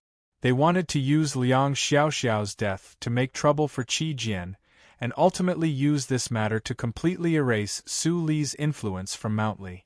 Of course, all of this was built on a single foundation. Su Li had to die. The next chapter should be written before 12:30. Chapter 409. The sect master indicated that Bai Kai should not support him and slowly took 2 steps forward. Separated by those several dozen bright sword glows, he gazed at those once familiar senior brothers, those somewhat familiar disciples, and those experts from the Longevity sect and the Qiushan clan. The corners of his lips slowly perked up into a mocking smile. For 10,000 autumns. The confluence of the north and south. For the human world. To resist the demons. These 4 words were spoken with a mocking smile, yet they were so bright and dignified. In this way, even the brightest and most dignified words or reasons should all be mocked. Because these were all excuses. Was it the Pope or the Divine Empress that promised you these benefits? The sect master's gaze slowly moved over Xiao Songgong and the 2 discipline hall elders, ultimately resting on the Qiushan clan head. The Qiushan clan head slightly lowered his head in greeting, silently smiling. It was like he had no idea what sort of tense situation he was in. Yes, the confluence of the north and south, the unification of the human world, victory over the demons, these are all benefits. These are the benefits of killing Su Li. No matter how much you mock us, this is still a benefit. Xiao Songgong looked at the sect master and said, "For the future of my Mount Li sword sect, for the well-being and happiness of the 10,000 families of the South, no matter how selfish you say we are, how can this benefit not be tempting?" The sect master fell silent for a very long time. Suddenly, he raised his right hand and took out a sword from the several dozen streams of light. This was the stream of light of the myriad sword array, and only he could so casually perform this action. Xiao Songgong said, "It seems that you still haven't thought it through." The sect master replied, "Because I still haven't thought it through. You say that junior martial uncle betrayed the sect. Just where did this crime come from? Just like Luer and Bai Kai said, if you want to fabricate something, you should make up a more plausible story." The crowd turned to Xiao Songgong and the 2 discipline hall elders. Even the Qiushan clan head and that guardian of unfathomable strength who had followed them up the mountain were the same. The summit was quiet for a very long time. Finally, the discipline hall elder said, "Su Li, he has gone against the flow, always obstructing the confluence of the north and south. We suspect that he is colluding with the demons." The sect master shook his head in speechlessness, then sighed, "Truly shameless." The Qiushan clan head also couldn't help but shake his head, most likely feeling that this explanation was too nonsensical. Martial uncle has fought with the demon experts for many years. Who knows how many demons have been killed by his sword? If it weren't for him, how could the demons be so well behaved in the snowy plains all these years? Today, he is like a dragon swimming in the shallows, being trapped in Xuanyang City by those despicable and shameless fellows precisely because he wanted to kill the demon military advisor Black Robe, falling into the demon's encirclement and sustaining heavy injuries. The sect master looked at the discipline hall elder and said, "Those people of Xuanyang City are very shameless, but you actually say that martial uncle is colluding with the demons. This has already surpassed the boundaries of shamelessness, reaching a level that is inhuman." He said these words slowly and seriously, but his emotions were strong. The disciples of the various peaks also reacted intensely, throwing all sorts of filthy words at the main peak. It must be known that Su Li was not only their martial granduncle, but also the spirit of the entire Mount Li. He was the idol of all the young disciples, so how could they allow these elders to slander him? Xiao Songgong sneered, "It's just an act." The sect master yelled, "Senior brother, if you don't have proof, just based on these words of yours, I can expel you from Mount Li." Xiao Songgong stared into his eyes, a smile that was not a smile. "You really want proof? You must know that although that matter from back then is no longer brought up by anyone, the test paper from that year's blood test should still be hidden in the Li Palace." Hearing these words, the sect master's expression turned grave. What matter are you referring to?" Xiao Songgong sneered. "There has never been an absolute secret in this world. Did Su Li think that by killing all those people by the cold pool, he could conceal this matter?" The sect master's gaze became extremely sharp as he yelled, "Shut your mouth!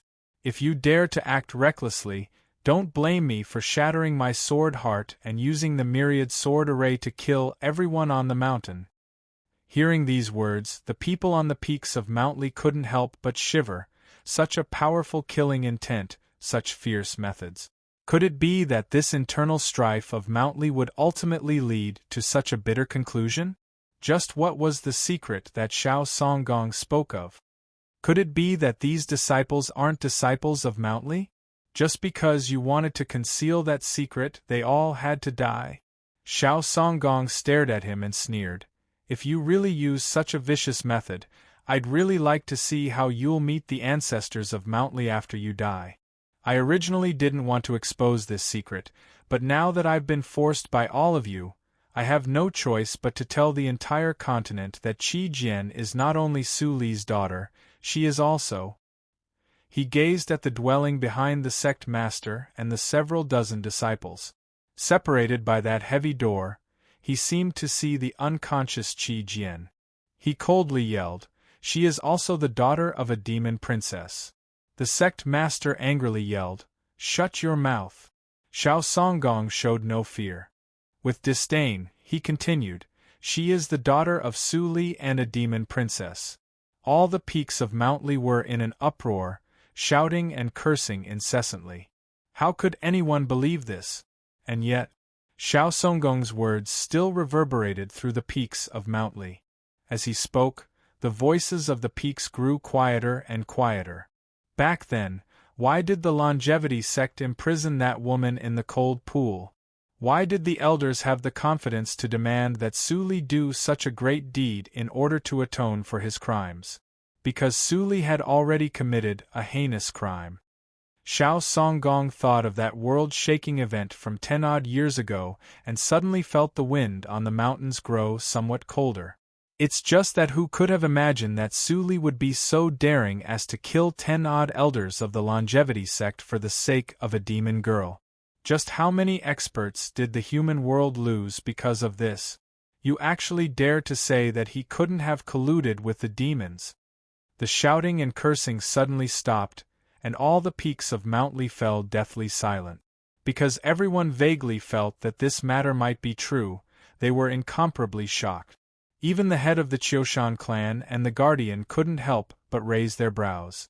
Only that elder of the longevity sect was as calm as before, but his eyes flickered with cruelty and the pleasure of avenging a great vengeance. Presumably, he had long since known of this matter. The Mountly disciples gaped in speechlessness. Previously, when Xiao Songgong had revealed Qi Jian's past, everyone could still accept it. Because of their martial granduncle, they even felt a great deal of love, pity, and reverence for Qi Jian. But now it was a completely different feeling. She was the daughter of a demon princess? Martial granduncle actually had such a past with a demon princess. After an unknown amount of time, a somewhat uneasy voice broke the silence. A Mountly disciple standing in front of the dwelling looked at the sect master and asked in a trembling voice, "Martial uncle sect master, this matter, is it true?" Chapter 410. That Mountly disciple stood in front of the cave, his clothes stained with blood, but he had not retreated half a step or revealed the slightest timidity. His loyalty and courage were naturally not to be questioned, yet he could not help but ask this question. All the peaks were quiet for the same reason. The vast majority of Mountly disciples had firmly stood on the sect master's side, furious at the shameless actions of Xiao Songgong and the other two elders. But now there was a change. Su Li was the idol of Mountly, but if Elder Xiao Songgong's words were true, then this idol was gradually crumbling. A disciple's voice came from Refined Rock Peak up ahead. If senior brother Qi Jian really is a descendant of the demons, then perhaps we really should have the discipline hall properly interrogate him? Bai Kai was enraged by these words, but before he had time to say anything, he saw a Mountly disciple at his side kneel with a thud, repeatedly kowtowing to the sect master's back until blood seeped out of his forehead. "Master, if junior brother really is the daughter of martial granduncle and a demon princess, why do you need to protect him? A few days ago, it was said that junior brother caused the death of third senior brother. I didn't believe it at all, but if the filthy and smelly blood of the Devil clan flows in her body, and she colluded with the Wolf clan's demon, then what could she not do? The sect master gazed at this disciple, who was usually the most respectful to him, and lightly sighed. This disciple's entire family had been killed by the demon army, so how could he still blame him? Bai Kai looked at these two disciples and listened to the discussion rising from the distant peaks. His anger flared even more, and he yelled, "A solemn disciple of Mount Li is actually bewildered by the bewitching words of an enemy. Where has your sword heart gone?" The various peaks grew somewhat quieter, and the main peak did the same. Xiao Songgong sneered and said to him, "If your sword heart really is pure, then why do you only dare to yell at your fellow disciples, but not dare to ask your master if this matter is true or false?" Bai Kai angrily glared at him, but he clenched his teeth and said nothing. So-called silence sometimes represented extreme anger, sometimes it meant that there was nothing to say, and sometimes it was tacit approval. Ever since Xiao Songgong had said that Qi Jian was the daughter of a demon princess and Su Li, some time had passed. The Mount Li sect master stood in front of the cave, his demeanor desolate and silent. His meaning was actually very clear. The several dozen Mount Li disciples in front of the dwelling, and even more Mount Li disciples in the various peaks, were all looking at the sect master. Even now, they were still loyal to Mount Li, supporting the sect master, and disdaining Xiao Songgong and those two discipline hall elders. But now, they had already begun to believe that Qi Jian and even Su Li had a relationship with the demons. Otherwise, why would third senior brother Liang Xiaoxiao look at her with such a complicated and painful gaze before he died? Even Cabbage's sword heart was somewhat shaken, his emotions somewhat perplexed. 10 some years ago, Mount Li and the entire human world had been thrown into chaos because of 2 women. 10 some years later, this matter finally returned to Mount Li and began to change its situation.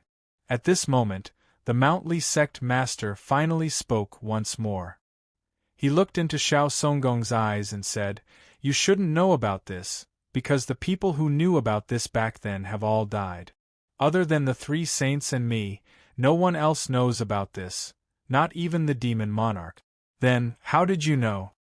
This was a very difficult question to answer, so Xiao Songgong's expression abruptly chilled, and he had no intention of opening his mouth to answer. Even if the Tianhai Divine Empress and His Holiness the Pope wanted to kill Junior Martial Uncle, the Tao heart of a saint floats in the sea of stars. It is impossible to violate the oath made back then, and the other saint is even less likely to harm Junior Martial Uncle. The sect master did not explain why that saint would not harm Su Li. He spoke as if it were a matter of course, then he continued to ask, "Then, how did you know about this secret?" Xiao Songgong sneered. "I said before, there are no absolute secrets in the world." With a grave and stern expression, the sect master said, "Back then, when Junior Martial Uncle went north to Xuanyang City, he killed everyone in the Liang household who knew about this matter. The Divine Empress and His Holiness also acted to purge this matter, all for the sake of protecting this secret. I would very much like to know just who the 3 of them left out." Xiao Songgong's expression turned cold. It was only now that he knew that behind that bloodbath all those years ago was the will of these 3 powerful figures. The sect master continued, "If you cannot state the source of this information, then I can only assume that it was Black Robe's doing." This was a very crude deduction, but in the Eastern continent it was the most convincing deduction. This was because in the human world, the land of demons, and the demi-human race, there was a perception that was close to truth. Black Robe knew all the secrets of the world. If it really was Black Robe who told you, you said that Junior Martial Uncle colluded with the demons, then what about you? The demon military advisor used your hands to destroy the foundation of my Mount Li. Does this count as collusion? He was truly worthy of being called the sect master of the Mount Li sword sect. His words were like swords. He had suffered heavy injuries from the sneak attack, but this rebuke brimming with anger and fighting spirit still resounded like thunder through the peaks of Mount Lee, causing all the discussions within the peaks to come to a screeching halt. The situation had once more changed. The two discipline hall elders clearly did not know the source of this information, so they subconsciously turned to Xiao Songgong. Xiao Songgong finally could not endure the might of words as swords. His face slightly pale, he said, "It was Liang Xiaoxiao who left behind a will before he died." The sect master was silent upon hearing this, then said, "So it was like this." He turned to the longevity sect elder and said, "I still remember that it was you, Senior Jiang, who sent those two children to Mount Lee. Now that I think about it, he already knew of his past at that time." Elder Jiang was silent for a while, then said, "I don't know when he knew of his past. I also only found out about this matter when I saw the will that Zhuang Huan you secretly sent to the longevity sect." The sect master said, "Ban Hu clearly did not know of his past, and even more did not know of that major event that year. Xiao Xiao was slightly younger, so why did Elder Liang entrust the matter of vengeance to him?" Elder Jiang said, "Perhaps Elder Liang had already realized 10 years ago that Liang Banhu was too sincere and was far from being as ruthless and steady as his younger brother." This was indeed the case. In terms of ruthlessness and steadiness, within the younger generation, who could be Liang Xiaoxiao's opponent? Even if he was already dead. A young genius, whose cultivation was only at ethereal opening, yet, for the sake of sacrifice, he dared to let a saint go through the sea of bitterness. He used his own death to raise countless waves in Mount Lee. To deal with Qin Chongxing and Wo Fujishio? That was only a smokescreen, a method he used to muddy the waters. Of course, it was also something he was willing to do in passing. His true goal had always been Mount Lee, Su Li. Liang Xiaoxiao was keenly aware that he would never have the chance to kill Su Li in his entire life. Even if he wanted to secretly injure Qi Jian, it would be very difficult. Thus, he chose the most desperate path, using the most extreme method. He wanted to destroy Qi Jian's reputation. A matter like reputation did not require any evidence. It only required malicious guesses to destroy it. Moreover, in the eyes of the world, he was the senior brother who most doted on Qi Jian. He wanted to destroy Su Li's legend. A matter like a legend was the most sacred and dignified, yet it was also the easiest to stigmatize. This was because Su Li himself had done far too many things that could easily be stigmatized. He and that unfathomable demon military advisor in the distant snowy plains, one in the south and one in the north, coordinated with each other from a distance. Thus, they laid down 2 layers of killing traps in and around the Garden of Zhou and at Mount Li in Xuanyang. For this, he only needed to pay the price of his life, then leave behind a gaze and a will. Before his death, he had presumably calculated that although he was dead, countless people would follow his arrangements to continue this trap, using his gaze and will to continue fighting. The entire world would take revenge for him, take revenge for his ancestors. It could be believed that in the moment he stopped breathing outside the Garden of Zhou, Liang Xiaoxiao was calm and joyous. Xiao Songgong said nothing, the 2 discipline hall elders said nothing, and the longevity sect's elder Jiang also said nothing. The sect master stood behind the several dozen sword glows, calmly gazing at the sword gripped in his right hand. It was impossible to tell what he was thinking. They were all experts of the present age at the upper level of star condensation. A junior like Liang Xiaoxiao could be easily killed with a wave of their hands, yet now that they completely understood Liang Xiaoxiao's intentions and what he had done, they inexplicably felt a sense of reverence towards this already deceased junior. If they knew that Zhou Tong had once said that Liang Xiaoxiao was his best successor, perhaps they would feel the same way. In a very short amount of time, the Mount Lee sect master seemed to have aged a little. He understood everything, and a faint sense of disappointment and frustration appeared in his heart. Liang Xiaoxiao had always lived in hatred since he was young, yet he even had to hide it from his own brother. Just what sort of pain was that? Why had he never noticed anything strange about him? The silence was finally broken in the next moment. The speaker was the head of the Qiushan clan. In the early morning, he had followed Xiao Songgong and the others to the main peak of Mount Li. Afterwards, the head of the Qiushan clan and the guardian with unfathomable cultivation had not spoken a single word, even though their positions had already made their positions clear. "This matter has to be resolved," the head of the Qiushan clan warmly said to the sect master. This clan head of a prestigious clan of the south even had a smile on his face, yet his words were unyielding. Since the blood of the demons flows through Qi Jian's body, it should naturally be handed over to the discipline hall for interrogation. Sir Su concealing this matter is also responsible, but since he has already died in Xuanyang City, this matter will naturally be dropped. As for sect master, I think that it really is time for you to abdicate. These were all the demands that Sir Xiao Songgong had made, and the head of the Qiushan clan once more reiterated them. The disciples of Mount Li on the various peaks once more grew nervous. This was an internal strife, a confrontation between two factions that had even surpassed the boundaries of Mount Li.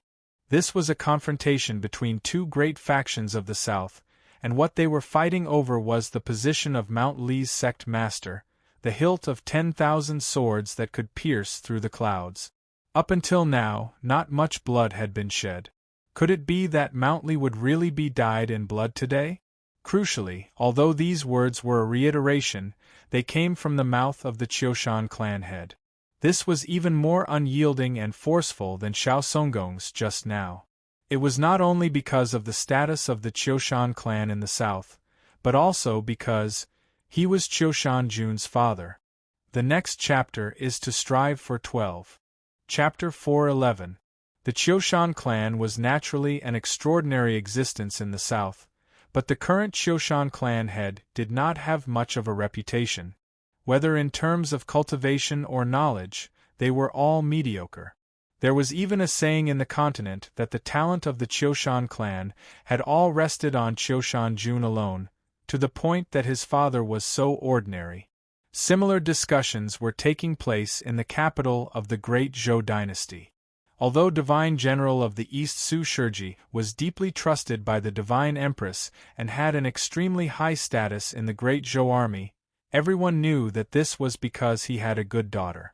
Compared to his daughter Su Yorong, whether in terms of talent in the art of war or intelligence, Su Shiji was eclipsed. Many people did not understand how Su Shiji and the Qiushan clan head could produce Su Yorong and Qiushan Jun. But this was the truth.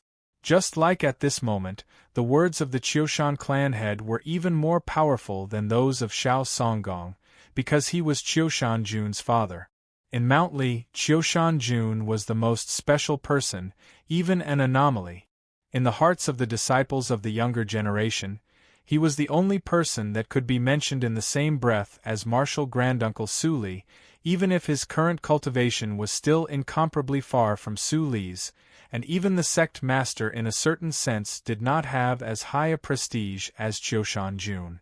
From the sect master to the most ordinary disciple, there was not a single person that did not like Qiushan Jun. From the unsmiling discipline hall elder to the callous and violent Guan Feibai to the demi-human servant that had been punished to sweep leaves in the back mountain for 40-some years, everyone that saw Qiushan Jun would reveal the most sincere smile and give him the greatest kindness. Any kindness and affection was mutual. In the 10-some years that Qiushan Jun had lived in Mount Li, he had given every person that lived here enough kindness and affection. As for this so-called prestige, it was like 10,000 trickles forming a river. It was also forged from the contributions he had made to Mount Li in these 10-some years. To put it simply, he had shed blood for Mount Li, shed a lot of blood. So when the Qiushan clan head spoke, all of Mount Li would quietly and earnestly listen. But at this moment, no one knew that on the sickbed in the dwelling, the right index finger of the young man that had been unconscious for several dozen days, hanging by the bedside, slightly twitched. This was originally an internal affair of the Mount Li sword sect. Logically speaking, my Qiushan clan has no right to say anything. The Qiushan clan head looked at the sect master, looked at the several dozen Mountly disciples in front of the dwelling, and calmly said, "But the current situation is that Sir Su Li and Qi Jian are suspected of colluding with the demons, stirring up a storm of blood within the Garden of Zhou. And it is precisely because of the opening of the Garden of Zhou and the infiltration of the demons that my son, Qiushan, has used up all of his essence blood. Right now, he is still unconscious, and it is unknown whether he is dead or alive. I think that, as his father, I have the right to replace him and ask everyone in the Mountly Sword sect to do something." These words were said to the sect master and those several dozen disciples, and also to the disciples of the various peaks of Mountly. Countless pairs of eyes fell on the tightly shut stone door of the cave with worry and anxiety. The Mountly disciples thought to themselves, if it really was as Elder Xiao Songgong said, that all of this was a demon plot, then senior brother Liang Xiaoxiao is already dead. Could it be that eldest brother will also pay the price with his life? Could it be that martial granduncle really did treat Mountly as his private property and was determined to pass the position of sect master to Qi Jian and not to eldest brother? How could this be? If all this was true, then the Qiushan clan's anger could naturally be understood. All the peaks suddenly fell silent. Bai Kai's expression subtly changed. He knew that this was an extremely bad omen, indicating that the hearts of the people were gradually shifting. However, not even he could say anything about this, because in this entire matter, eldest brother was the most innocent person. Even now, he was still unconscious, and no one knew when he would wake up. The several dozen disciples in front of the cave also turned to the sect master, their expressions rather complex. Xiao Songgong looked at the sect master and expressionlessly said, "Hand over the myriad sword array." The discipline hall elder's voice was like steel and stone. "I must trouble sect master to hand over demon girl Qi Jian." The longevity sect's elder Jiang was calm and speechless. The Qiushan clan head calmly said, "I only want an explanation." Previously, the sect master's every word had been like swords, so now it was time for him to bear the rain of swords. These words that pressed him step by step, the hesitation on the faces of the several dozen disciples behind him, and the silence of all the peaks, all of these were swords. Borrowing Liang Xiaoxiao's book and Qiushan's name, the myriad swords returned to their positions, the change of dynasties, the longevity sect regaining control of the south, the Qiushan clan advancing north, the confluence of north and south, the unification of the world. This was truly a magnificent and beautiful picture. As the sect master thought of these scenes, a bitter smile appeared on his face. Xiao Songgong was simply not prepared to give his opponents too much time to think. Looking at the several dozen Mountly disciples in front of the cave, he harshly yelled, "Your eldest brother was harmed by the demon's scheme. For the sake of the cultivators in the Garden of Zhou, he did not hesitate to consume his essence blood in order to reopen the Garden of Zhou. As a result, he was heavily injured and fell unconscious. Could it be that you want to do something that pleases your enemies and grieves your own? Hurry up and put down the swords in your hands. Otherwise, when your eldest brother wakes up and sees the main peak of Mountly flowing with rivers of blood and disciples killing each other, just how painful would that be?" His words were all imbued with true essence, like countless swords. Although the majority of them had been weakened by the several dozen sword glows protecting the cave, the sharpness of his words still remained. The expressions on the faces of the Mountly disciples became more and more conflicted. Some people subconsciously lowered their swords, while even more people looked at the sect master, hesitating, waiting for the sect master's final decision. Seeing this scene, Xiao Songgong cursed several times in the depths of his heart.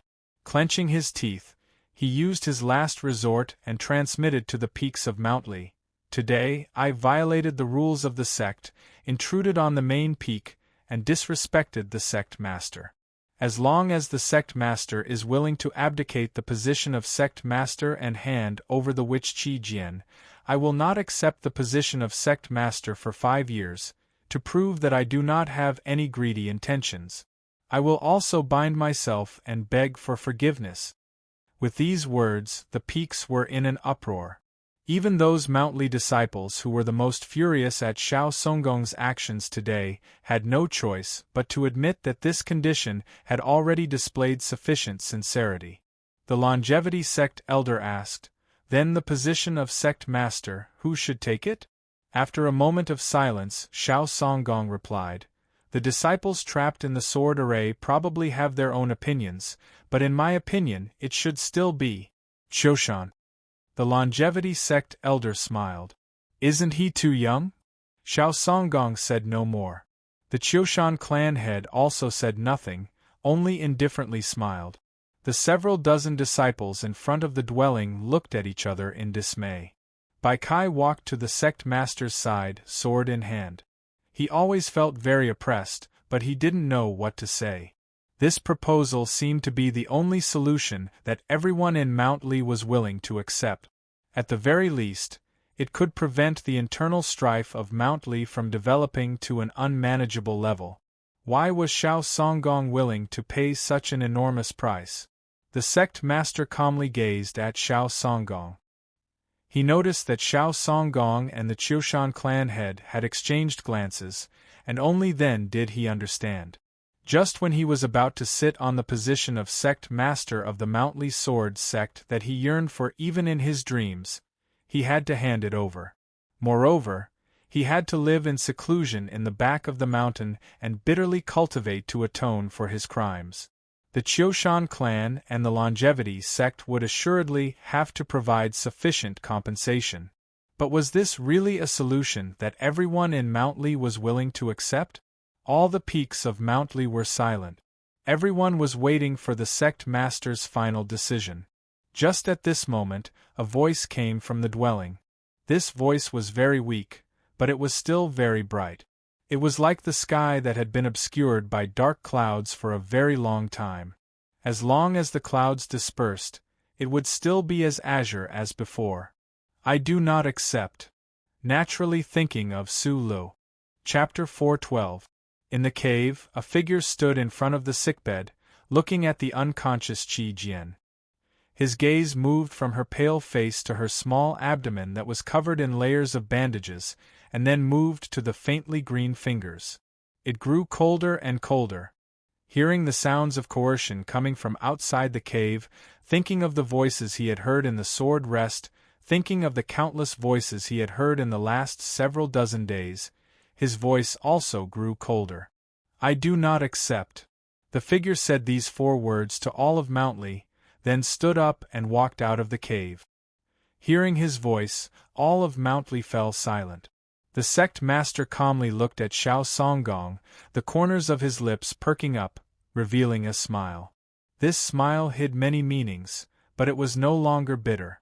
The door to the cave was pushed open and that figure appeared under the clear blue sky, in front of several hundred gazes. It was a young man, tall and straight. His Mount Li sword garb fluttered in the wind.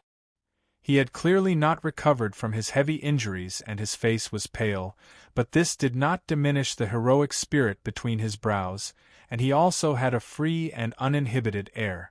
Seeing this young man, countless cries of joy rose up from the main peak of Mount Li. "Eldest brother! Eldest brother has woken up! Eldest brother has woken up!" Cries of joy quickly spread from the main peak to the other peaks of Mount Li. For a moment, the mountains were stirred up. Today, Mount Li's internal strife, the enormous pressure and chill that Marshal Granduncle's old secrets had brought to the disciples had actually been greatly erased.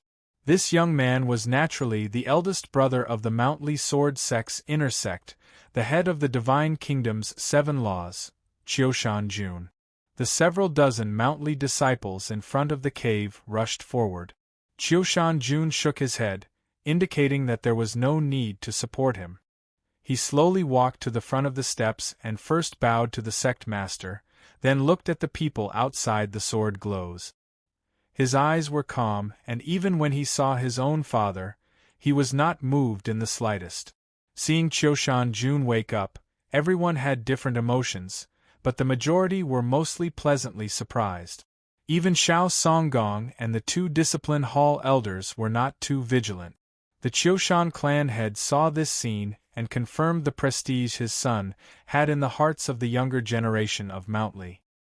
His eyes grew even brighter and he lightly stroked his short beard.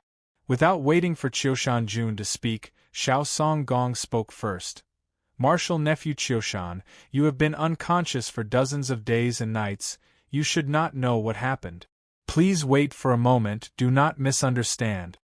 At this moment, in front of the Immortals' Cave at the summit of Mount Li, swords were broken and blood was spilling. The scene looked abnormally bloody.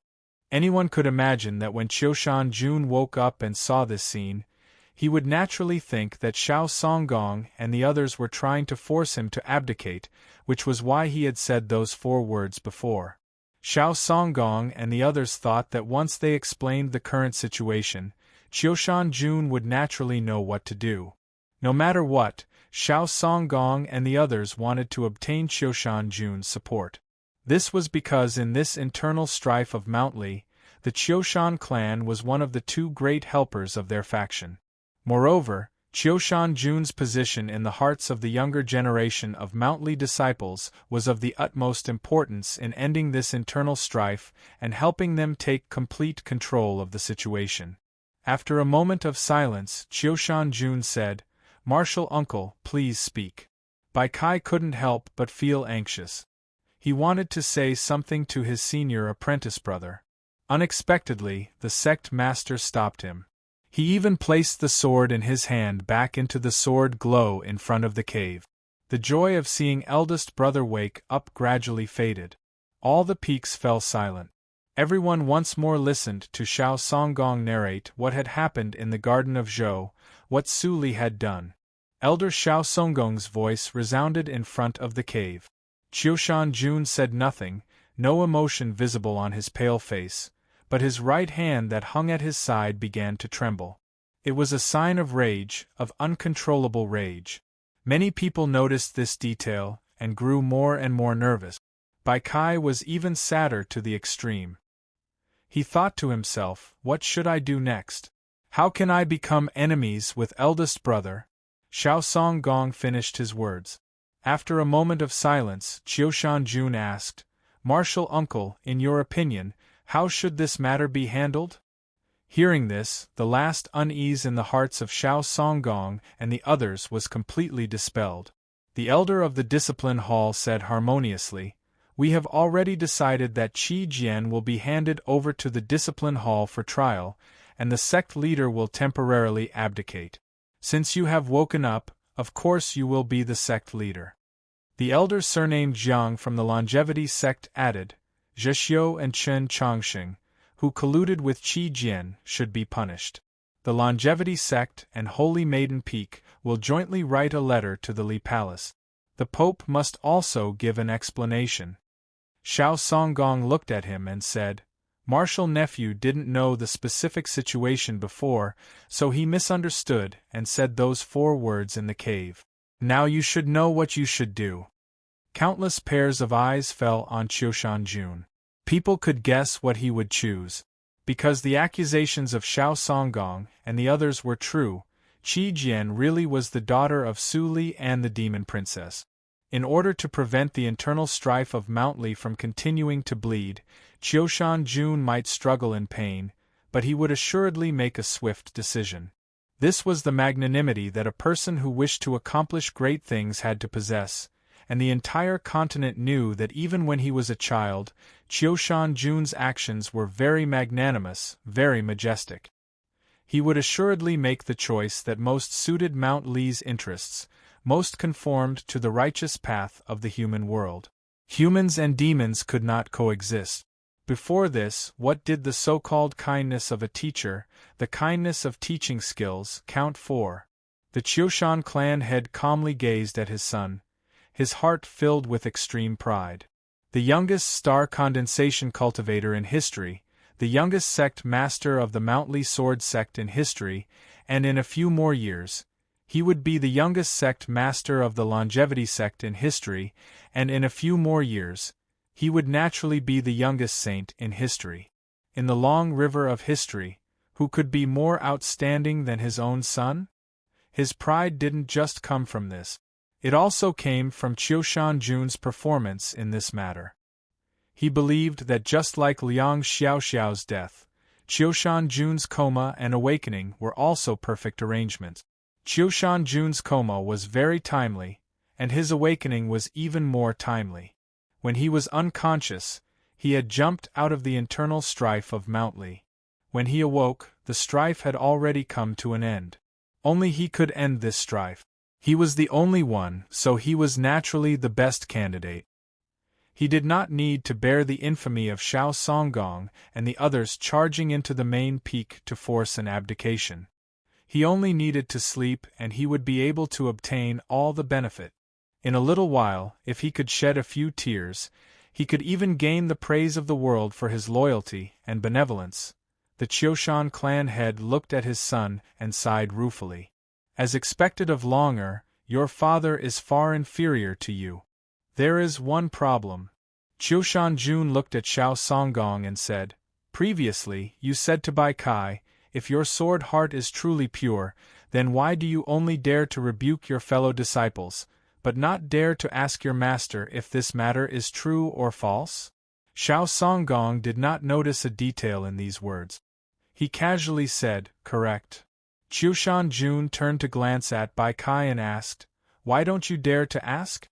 Bai Kai felt a bitter taste in his mouth, thinking, what use is there in asking? Qiu Shanjun turned to the sect master and asked, "Master, what martial uncle said, is it true?"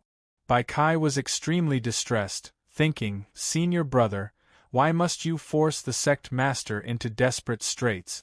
Why must you be so ruthless?" The sect master faintly smiled at Qiu Shanjun and prepared to speak. Xiao Songgong suddenly felt that something was wrong and sternly yelled, "You must swear on the ancestors of Mount Li that you cannot lie. Tell Qiushan, is Qi Jian really the son of a demon princess?" The sect master sighed at Qiu Shanjun. This matter is true. The meaning of these words was very clear. This matter was true, but everything else was naturally not. Xiao Songgong did not care about these things. As long as the sect master admitted this point, it was fine. He instantly relaxed. The Qiushan clan head looked at the scene in front of the dwelling and suddenly felt that something was wrong. Yes, both the sect master and Qiu Shanjun had appeared too calm. "What are you still doing here?" Qiu Shanjun calmly said to Bai Kai, "Quickly help the sect master in to rest." The mountain was quiet. Everyone was rather perplexed, not understanding what this meant. Even Bai Kai stared blankly for a moment before coming to his senses. Following his orders, he helped the sect master into the dwelling. Before entering the dwelling, the sect master said, "Handle it well." Qiu Shanjun replied, "Master, be at ease." After saying this, he extended his hand and plucked the sword that belonged to him from the several dozen sword glows in front of the dwelling. It was the sword called an Eilin. Seeing this scene, everyone finally realized that at some point, the sect master had given him the myriad sword array of Mount Li. Elder Xiao Songgong looked at Qiu Shanjun, his expression gradually growing solemn. "You're done asking?" Qiu Shanjun replied, "Yes, I'm done asking." Xiao Songgong took a deep breath and said, "And then?" Qiu Shanjun gazed at the mountains and casually said, "And then, naturally, the Mount Li disciples raised their swords to meet the enemy." Xiao Songgong's expression became abnormally ugly. In a cold voice, he yelled, "Just what are you doing? Did you not hear? Your master personally admitted it. Qi Jian's mother was a demon princess." Qiu Shanjun raised his sword and looked at Xiao Songgong and those powerful enemies. "So what? Today I naturally thought of the Qing Emperor, but today I didn't." Chapter 413. These words silenced all the peaks. Qiu Shanjun looked at the crowd and said, "Just what sort of person is Marshal Granduncle? Let alone having an affair with that demon princess, What does it matter if you marry her into Mount Li? Xiao Songgong was enraged, thinking, what sort of absurd words are these?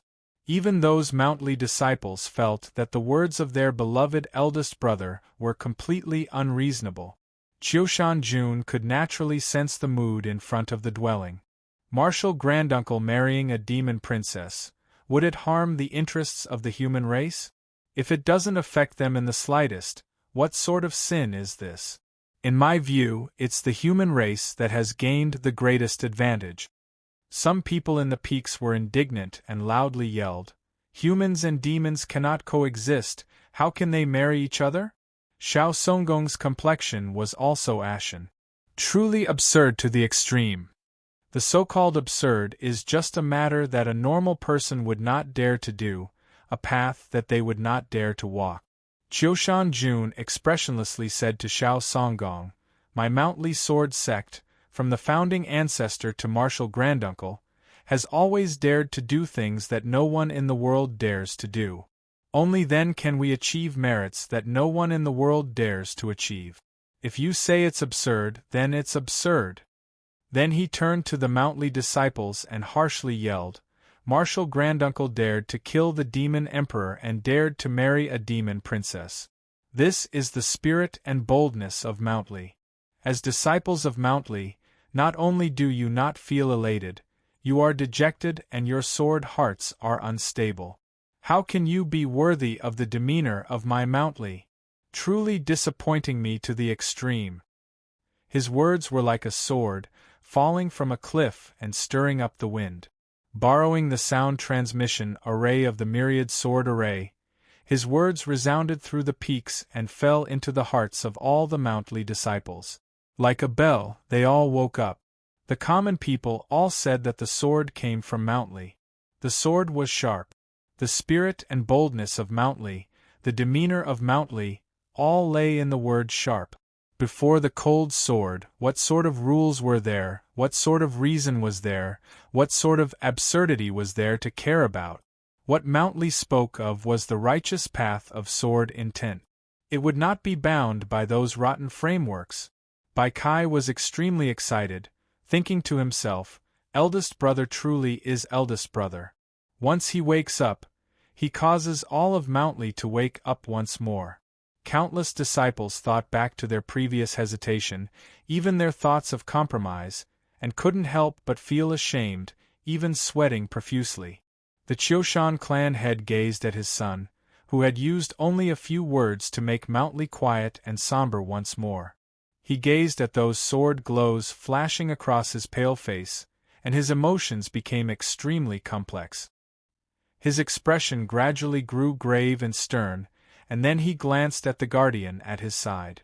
He didn't know what Qiushan Jun was going to do or why, but he had to make some preparations. The mood of Xiao Songgong and the others became heavy. They had no choice but to start preparing for the following negotiations. However, the speed of development exceeded everyone's expectations because Qiushan Jun was not prepared to negotiate with them at all. Qiushan Jun raised his left hand and lightly pointed at the dozens of sword lights outside the cave. With a light clap, a sword will emerged from his fingertip and pierced a small sword of simple and unadorned style in the sword light. The small sword suddenly left the sword light and flew up into the azure sky above the peak of Mount Li. Everyone already knew that the Mount Li sect master had long ago secretly passed on the myriad sword array to Qiushan Jun. From this perspective, Xiao Songgong and the others had previously accused the sect master of wanting to pass the position of sect master to Qi Jian and not to Qiushan Jun. This had already become a joke, but they still had not expected that Qiushan Jun could actually control that small, simple sword, the sect master's commanding sword. Xiao Songgong's expression suddenly changed. With a roar, the sword at his waist unsheathed, wanting to stop that small sword from flying off the peak. However, Qiushan Jun had long since been prepared. With a wave of his sleeves, several dozen sword glows left the cave and shot straight at Xiao Songgong. These several dozen sword glows were a part of Mount Li's most powerful myriad sword array. Their might was unimaginably dreadful. Xiao Songgong's liver and guts went cold. How could he still care about stopping that small sword? Withdrawing his sword, he rushed to meet it. Clang, clang, clang, clang, clang. A series of extremely concentrated clangs of swords clashing could be heard. Several dozen sword glows flew back to the cave. Several sword gashes appeared on Xiao Songgong's clothes. Blood gradually flowed out and his complexion was extremely unsightly. Even though he was the most senior elder of Mount Li, his cultivation had long since reached the upper level of star condensation, and back in the palace in the capital, he was only slightly inferior to a legendary demi-human general like Jin Yulu. He was still no match for Mount Li's myriad sword array. If not for the fact that the majority of the myriad sword array's power had been used in the sword array in the belly of the mountain in preparation for sending the elites of the Mount Li sword sect to the north to rescue Su Li, leaving only these several dozen sword glows, Xiao Songgong would probably have already lost his life on the spot. That small sword had already flown high into the sky. A few of the Mount Li disciples with good eyesight could even more clearly see that at the final moment, that small sword had actually split into three and flown to three different places. The Discipline Hall elder surnamed Hong angrily yelled, "Qiushan, you actually dare to attack an elder! Truly disgraceful and heinous!" Qiushan Jun stared at him and yelled, "Hong Zhizhou, you actually dare to bring outsiders into the main peak and plot against the sect master. Truly disgraceful and heinous." His words were still like a sword, firm and upright, bright and clear. Although his cultivation was far inferior to these Mount Li elders, whether it was in words or in battle, he was not the slightest bit disadvantaged, and his momentum was even more imposing. The Discipline Hall elder choked, not knowing how to respond. Qiushan Jun took a step forward and shouted in a clear voice, "Xiao Songgong and the other two trespassed into the main peak, plotted against the sect master, colluded with outsiders, and committed treason. Under the orders of the sect master, I hold the myriad sword array and temporarily hold the authority of sect master. According to the rules of Mount Li, I expel these three people from Mount Li and send a letter to Holy Maiden Peak, the Longevity Sect, and the Li Palace, announcing today's matter to the world." Hearing these words, everyone was shocked speechless. How could they have imagined that Qiushan Jun would act so decisively and coldly, not giving them the slightest chance to negotiate and directly expelling the three elders from Mount Li? The commanding sword of the Mount Li sect master was already flying towards the three holy lands. This matter could no longer be changed, and it was the same as cutting off all possibilities of compromise. The Qiushan clan elder's complexion became abnormally unsightly. Even now, he still did not know what his son was preparing to do, but Qiushan Jun had already mentioned the word outsiders twice, and the meaning was already clear. Whether it was the nominal ancestral or the longevity sect, or the true birthplace of the Qiushan clan, on Mount Li, they were all outsiders, and so they could also be enemies. Qiushan Jun surveyed the mountains and asked, "Where are the disciples of Mount Li? Follow me and expel these traitors and enemies from Mount Li." This was still a sword, an extremely penetrating sword. Qiushan Jun did not need his fellow disciples to think. He only needed them to make a decision, and this also happened to coincide with the sword hearts of the disciples of Mount Li, so how could his fellow disciples not respond? Even those hundred-some disciples that had followed Xiao Songgong and the other two elders to charge through the mountain couldn't help but reveal an expression of hesitation, even shame. Where were the disciples of Mount Li? Between the various peaks, a response resounded. This was the sound of swords. Countless swords left their sheaths, their sword chi flourishing, soaring into the sky. "These 2 days I have some private matters to take care of. My wife only left Hubei for a few days, and now she's flying back. She'll probably be busy for 2 or 3 days. If there's no update tomorrow, I'll report it to everyone." Chapter 4:14. Seeing the sword glows soaring into the sky from all the peaks of Mount Li, Xiao Songgong's expression greatly changed. The two disciplined hall elders had grim expressions, and that old elder surnamed Jiang from the longevity sect had an extremely unsightly expression. Only the Qiushan clan head continued to stare at Qiushan Jun without saying a word. Qiushan Jun did not even glance at his father. He said to Xiao Songgong and the others, "Still not giving up without a fight? Are you really prepared to endure the punishment of 10,000 swords piercing through your heart?" Then he turned to those Mountly disciples that had followed Xiao Songgong and the others to charge onto the main peak. He coldly said, "As for you lot, to let bygones be bygones, that is absolutely impossible. But seeing that today only blood has been spilled and no deaths have occurred, if you lot abandon your swords, I will punish you according to the rules of the sect, and not expel you from the sect." Those Mountly disciples that had followed their masters to charge onto the main peak were already anxious. When Qiushan Jun appeared and even unyieldingly stood on the sect master's side, they were already beginning to show signs of hesitation. Now that they heard these words, they began to struggle even more fiercely.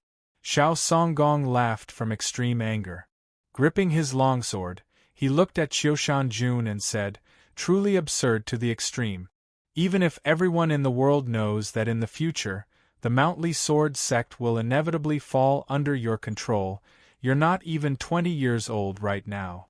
As a third-generation disciple, you actually dare to disrespect us elders, actually dare to attack me. In these past few years, my Mountly Sword sect has truly been led down the evil path by Su Li."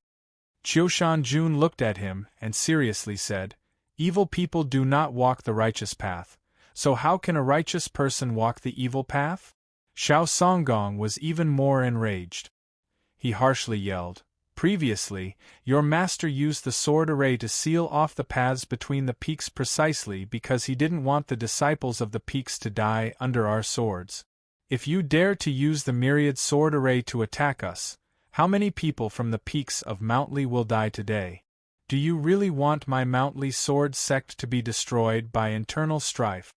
Hearing these words, the sword glows between the peaks slightly froze.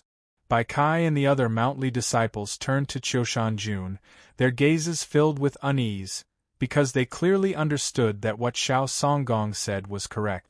The Mountly Sword sect's most powerful sword hall elites were currently completely trapped in the sword array in the belly of the mountain. Although the Mountly disciples supporting the sect master and Qiushan Jun were numerous, in terms of battle prowess, they were far inferior to Xiao Songgong and the other two second-generation elders with deep cultivations. This was not even considering the fact that the longevity sect elder had accompanied them to Mountly today, as well as the Qiushan clan head and that Qiushan clan guardian of unfathomable cultivation. It must be known that the vast majority of the myriad sword array's power was used to lay down the teleportation sword array. Even if Qiushan Jun and the third-generation disciples of Mountly were determined to live and die with Mountly, they still might not be able to repel such a powerful enemy. If the two sides truly disregarded everything and began to fight, then even if Qiushan Jun could completely release the remaining power of the myriad sword array, Mountly would probably flow with rivers of blood. Who knew how many of those disciples loyal to Mountly would perish on the spot, and was it really worth it? Qiushan Jun gazed at the clouds and sword glows between the peaks, his sword-like eyebrows slightly raised. Everyone knew that he had already made his preparations to attack. In the next moment, he would attack. He had already expelled the two disciplined hall elders from Mountly, so the Mountly relic sword was currently in his chest. With the Mountly relic sword in front of him, there was no such thing as whether it was worth it or not, only whether it should be or not. Bai Kai understood. Without another word, he raised his sword and walked behind eldest brother, calmly and resolutely gazing at those powerful enemies. The several dozen Mountly disciples also understood. They walked to the stone steps and prepared for the arrival of this final battle. They did not care if they had been injured before, did not care if their shoulders were still dripping blood. Their hands gripping their swords were incomparably steady. Xiao Songgong and the others also understood, as did the disciples behind them. Some disciples lowered their heads, some cursed, some silently walked to the edge of the stage, and some slowly lowered the swords in their hands. Just at this moment, a voice slowly rose up from the summit. When you were 4 years old, you encountered a dragon in the South Spirit Mountain. All of your servants died, and you were the only one alive. You didn't attack the unicorn, but allowed it to bring you back to its cave to be used as food in the future.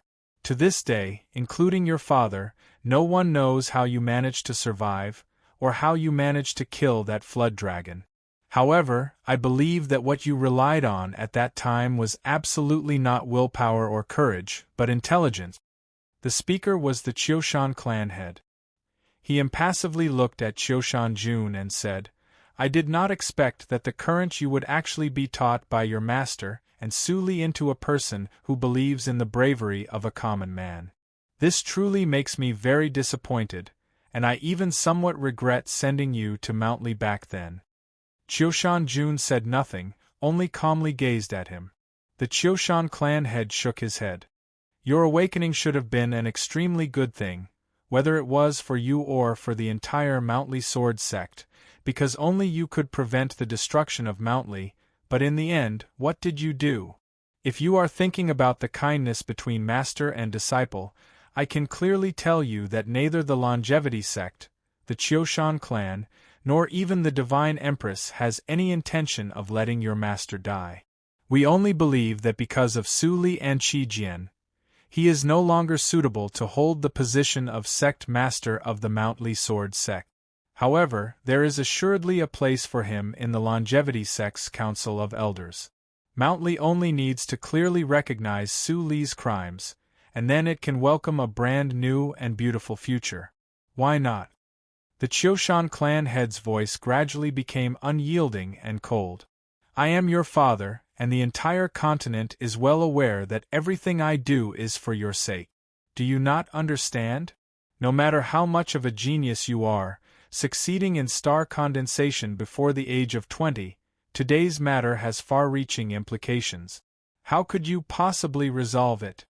Qiushan Jun calmly gazed at him, then suddenly asked, Father, just what do you want to do for me?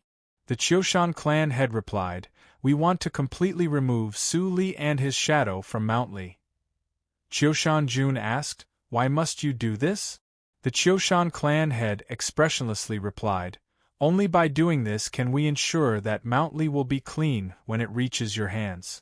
After a moment of silence, Qiushan Jun replied, Father, you know that I am not this sort of person. The Qiushan clan head replied, Yes, if you are not willing, let alone Mount Li, you don't even want the world. But you must be clear about one thing. Su Li will inevitably die in Xuanyang City. If you want Mount Li to remain as powerful as it was in the past, you should bring out a true resolution and face this reality squarely. Qiushan Jun calmly replied, So I should hand over junior brother, ask the sect master to abdicate, and myself succeed. Only in this way can I avoid internal strife in Mount Li, preserve my strength, and scheme for the future and all ages? The Qiushan clan head harshly asked, Is this not right? If it is necessary to ignore reality in order to face reality squarely, then it is better to ignore this kind of reality, because in the following days, no one will be able to ignore every decision they make. They will definitely feel regret in their hearts. Qiushan Jun looked at his father and the 4 elders and said, You are already old and can live a little more realistically, but we are still young. If we survive, there will inevitably be endless years waiting for us. I do not want to think of today in the years to come and feel regret and pain, so I will not act according to your methods. You are already old, we are still young. Their minds could not be linked, so their methods were naturally different. Hearing eldest brother's calm and firm voice, many Mount Li disciples suddenly felt like a clear spring had descended from the heavens. Their eyes became slightly moist, but their sword hearts were washed clear and bright. The Qiushan clan head looked at his son, his emotions abnormally complex to an unimaginable degree. He was proud but also sad, proud but also angry. For the sake of today's chaos in Mount Lee, Qiushan Jun, the longevity sect, and many other experts of the South had planned for such a long time. How could they allow it to fail because of a young man? Yes, Qiushan Jun was the son he was most proud of, the future of the Qiushan clan. But it must be known that this was not the matter of Qiushan Jun alone. This was the matter of the Qiushan clan for 1,000 years. Ultimately, he made his decision. He looked at Qiushan Jun and expressionlessly said, "Heaven and earth." These were two very common words, but with the appearance of these two words, the mountains suddenly fell silent. Even those sword glows dimmed somewhat. Because everyone had already guessed at which scripture the Qiushan clan head had spoken of heaven and earth came from. It was the opening verse of an extremely famous scripture in the Taoist scriptures of the Orthodoxy. Heaven and earth, and then Father and Son. This was the supreme principle of nature, the ethics of the human world. No one could resist it. It's too tiring, all kinds of discomfort. It's good that I can write it, and the quality is also pretty good. Chapter 4:15. Everyone stared at Qiushan Jun, waiting for his reply. Answer, Father and Son, or remain silent. If he remained silent, then he would become a rebellious and unfilial son. Bai Kai's face was completely red. He knew how much pain eldest brother was in at this moment. Xiao Songgong indifferently said to Qiushan Jun, "Could it be that you really dare to attack your own father?" The eyes of the longevity sect elder revealed a mocking and pitying expression. Yes, even if Qiushan Jun had calculated every possibility, was decisive in killing, held the myriad sword array in his hand, and dared to burn precious jade, could he still dare to kill his own father? Qiushan Jun was very quiet, gazing at the distant mountains. After a very long time, he finally withdrew his gaze and turned to his father, giving him a proper bow. Then, he said two words, "Father and Son." A gentle wind blew through the mountains, like a helpless sigh. Cutting off one's robe could sever friendship, cutting off one's mat could sever friendship, but even if one truly cut off all the flesh on one's body, it would still be impossible to sever one of the most powerful relationships in the world, bloodline. Qiushan Jun was perfect, possessing great wisdom and courage, a man of great benevolence. How could he commit such an unfilial act? How could he attack his own father? The Qiushan clan head gazed at Qiushan Jun, his emotions somewhat complex. Everyone says that you have the bloodline of a true dragon rarely seen in 1,000 years, but who remembers that the blood flowing in your body is the blood of my Qiushan clan? Fortunately, you haven't forgotten. Qiushan Jun said nothing, calmly gazing at him. For some reason, his eyes made one's heart palpitate. The Qiushan clan head had an extremely bad feeling. Not wanting any further changes, he hurriedly said, "Since you don't want to become a rebellious person, then quickly remove the myriad sword array." Qiushan Jun was quiet for a time, then said, "Father, you might have misunderstood my meaning." The crowd was rather astonished, thinking, the Qiushan clan head spoke of heaven and earth, and you responded to Father and Son. This means that you know that you can't contend against the word morals. Is there any other way? Qiushan Jun looked at the Qiushan clan head and asked, "A benevolent father and a filial son. I must respect my father, but father, shouldn't you love your son?" The Qiushan clan head's complexion was somewhat unsightly as he shouted, "Where did this nonsense come from?" Everyone knew that although Qiushan Jun spent many years studying the sword at Mount Lee, the Qiushan clan head regarded him as a precious treasure. No matter what request Qiushan Jun had, the Qiushan clan head would completely comply. Even the Qiushan clan had taken great care of the disciples of Mount Lee over the years. In terms of love and protection, the Qiushan clan head could be said to be a perfect father. Qiushan Jun looked at his father and continued, "Yes, in these past few years, Father has helped me deal with many matters, helped me arrange many paths, whether it was sending me to Mount Lee back then, or having me and Marshal Granduncle accidentally meet in the mountain stream. If everything had developed according to Father's plans, then in the future, the Mountly Sword sect would inevitably be mine, and perhaps the Longevity sect would also be mine, and then I would become the youngest saint. If I could marry junior sister Sue, then we would probably become the new generation of the White Emperor couple, and after the confluence of the North and South, perhaps, would also be ours. For this reason, you took advantage of the time when I was fighting over the key to the Garden of Zhou to persuade the elders of the South to go to the capital and propose marriage. You clearly knew that junior sister Sue was not ready to marry me, and even more excessive was that you used some unknown method to persuade the Holy Maiden to transfer junior sister Sue away from South Stream Temple. Yes, Father has already done many things for me, so how could this not be love? After hearing this long speech, the summit of Mountly fell silent once more. Qiushan Jun's words were very unyielding, very direct, very bright, but what he said was the complete opposite. The Qiushan clan head's complexion became even more unsightly. "Just what do you want to say?" Qiushan Jun replied. "What I want to say is, Father, the more you love me and the more you pay for me, the less likely it is for you to succeed today. On the contrary, I want to thank Father for coming to Mountly today and assisting me in quelling this rebellion, because from now on, perhaps Father should act according to my plans." The Qiushan clan head was so angry that his entire body trembled. He yelled, "Unfilial son! Don't tell me you really dare to attack me!"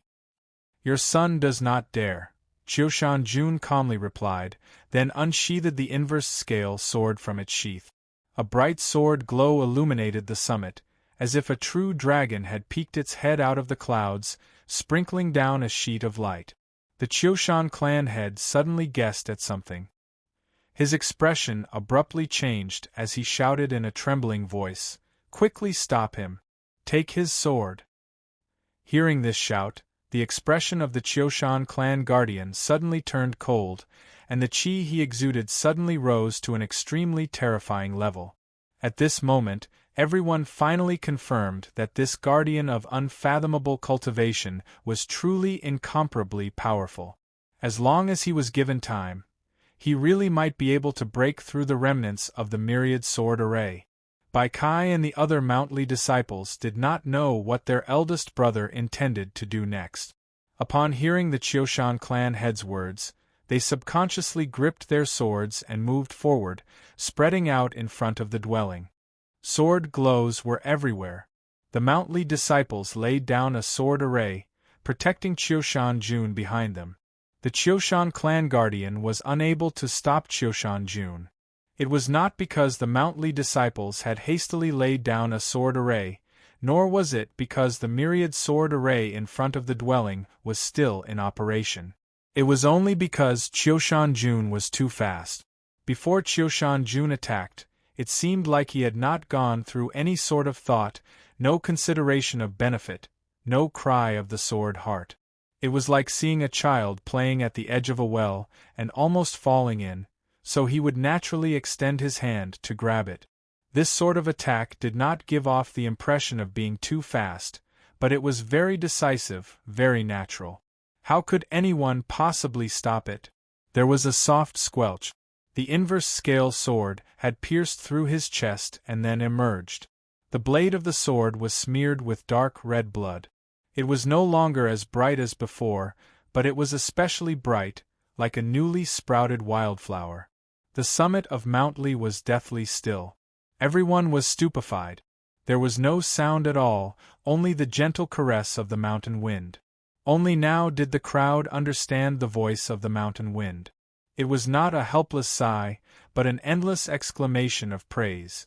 Bai Kai yelled and rushed back to Qiushan Jun's side, supporting him as he tottered about to fall. Qiushan Jun's face was pale, but his expression was still calm. Blood had soaked half his body, and his sword was in it. His sword was very fast, very steady, and very accurate. It had pierced through his body, but it had not pierced his heart. His sword only needed to move a tiny bit more, and he would die. The Qiushan clan head also finally understood. His face grew even paler than Qiushan Jun's. For Qiushan Jun, the Qiushan clan had paid too much, done too much, prepared for too long. If this was an investment, failure was not permitted, but if Qiushan Jun died, everything would be for naught. If this was not an investment, but love, how could he bear to see his own son die? Heaven and earth, and then father and son. This was the supreme principle of nature, the ethics of the human world. No one could resist it. Yes, it was like this.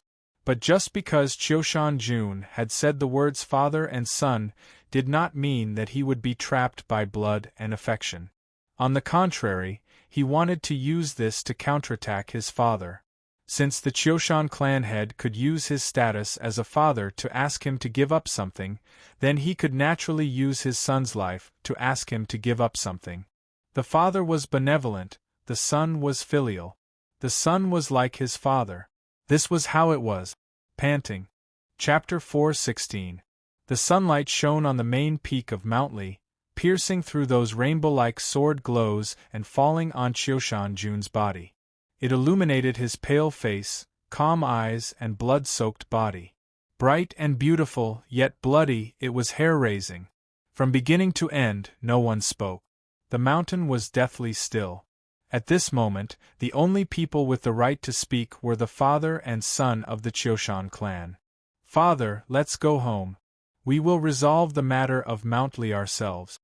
Qiushan Jun looked at his father and said. His voice was very steady, without the slightest tremble, but everyone could hear the pain in it.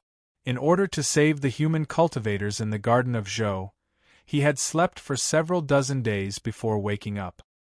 His injuries were far from completely healed, and now that he had been pierced through the chest by a sword, he was no longer able to support himself. If not for Bai Kai's support, he probably would have collapsed long ago. The Qiushan clan head's gaze moved from the sword piercing through his chest to his face. The disappointment in his eyes grew stronger and stronger, until it reached the extreme point of indifference, the extreme apathy. He looked at Qiushan Jun and said, "How much did the Qiushan clan pay for you to allow you to obtain your current reputation? Yet in the end, you use your life to threaten the clan, even if the clan has to pay an incomparably painful price?" Qiushan Jun said nothing. The Qiushan clan head's body slightly swayed. In the end, indifference was only a facade. How could he not be angry? How could my Qiushan clan produce a thing like you, unfilial son? After saying this, he turned around and walked away, no longer looking at his son. At the same time, he shouted out 2 words. "Do it!" Hearing these 2 words, the people on the summit immediately became nervous. Everyone knew that these 2 words were directed at the Qiushan clan guardian. Qiushan Jun was already heavily injured and on the verge of death, but the Qiushan clan head was still not willing to give up. The expressions of the 2 disciplined hall elders subtly changed. They wanted to say something, but in the end, they did not speak. Xiao Songgong and the longevity sect's elder Jiang, on the other hand, appeared much more relaxed. Although Qiushan Jun's choice had exceeded their expectations, as long as the Qiushan clan still firmly stood on their side, at least the present situation was still under their control. That Qiushan clan guardian with unfathomable strength had previously raised his cultivation to its peak in order to stop Qiushan Jun from drawing his sword. Now, upon hearing the Qiushan clan head's order, he simply did not need to adjust his breathing.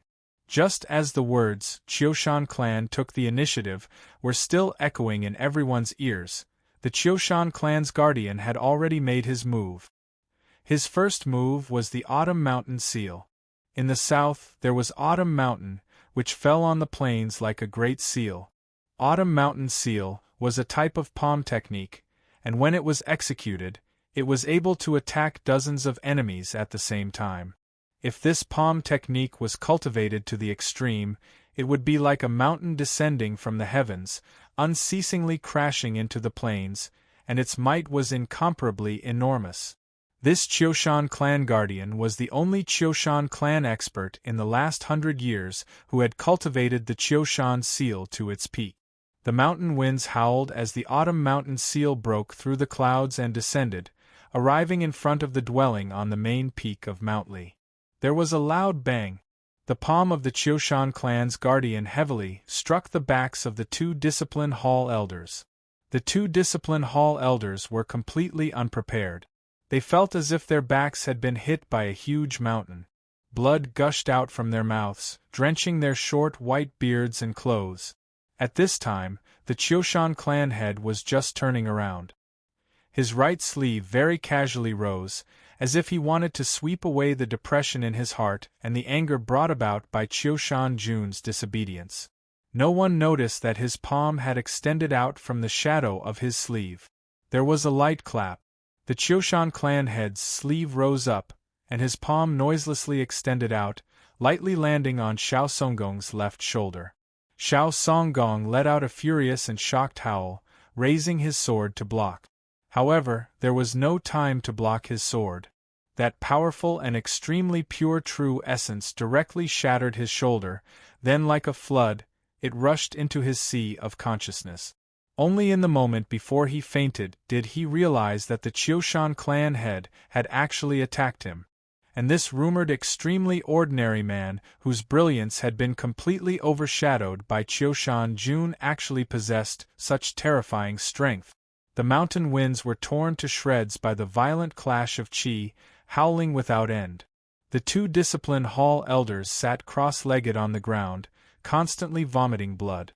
Only by relying on their profound strength did they barely manage to survive. Xiao Songgong was even more miserable. His shoulder was already a bloody pulp, and he had fallen into the arms of a disciple. It was unknown whether he was dead or alive. The sound of the wind gradually died down, leaving the scene in a deathly stillness. No one could understand what had happened. No one could understand why the Qiushan clan head and that guardian would suddenly attack three Mount Li elders. The situation had changed too quickly, so quickly that everyone was caught unprepared. They were stunned speechless. The Qiushan clan head took out a handkerchief from his sleeve and wiped away the blood of Xiao Songgong on his hand. His expression was very calm. The longevity sex elder Jiang stared at him and asked in a trembling voice, "You have gone mad?" The Qiushan clan head looked at him and said, "Elder, why don't you follow me down the mountain?" Elder Jiang had no idea what was going on. He was furious and confused, and upon hearing these words, he was prepared to harshly continue questioning when he suddenly came to his senses. No matter what the Qiushan clan head wanted to do, the three Mount Li elders had already fallen to their sneak attack. If he wanted to do anything, perhaps he would be attacked in the next moment. Just like many of the experts of the South, Elder Jiang's impression of the Qiushan clan head was very ordinary. In private, he would even occasionally ridicule him. He thought to himself, if not for Qiushan Jun, who would care about such an incompetent person? But now he understood. There was no way this person was an incompetent person. Although he still did not understand why the Qiushan clan would suddenly rise in revolt, he could at least clearly see just how powerful the Qiushan clan head was. It must be known that even if it was a sneak attack, to be able to so casually cripple Elder Xiao Songgong with a single palm, there were not many people on the continent that possessed this kind of strength. Moreover, the Qiushan clan head had a guardian with an equally unfathomable cultivation at his side. Elder Jiang understood these matters. Without another word, he walked down the mountain path. In the space of a few breaths, he had disappeared from the winding mountain path of Mount Li, walking without the slightest hesitation. The peak was currently in chaos. Those Mount Li disciples that had followed Xiao Songgong's three elders into the main peak were furious that their teacher had been heavily injured in a sneak attack, but even more of them were perplexed and helpless. "We should also go." The Qiushan clan head did not pay any attention to those Mount Li disciples that were glaring at him in grief and indignation, and calmly said.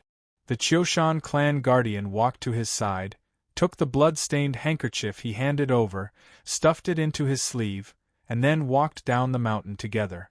In this entire process, the Chioshan clan head did not turn around to glance at Chioshan Jun, not even when he was leaving.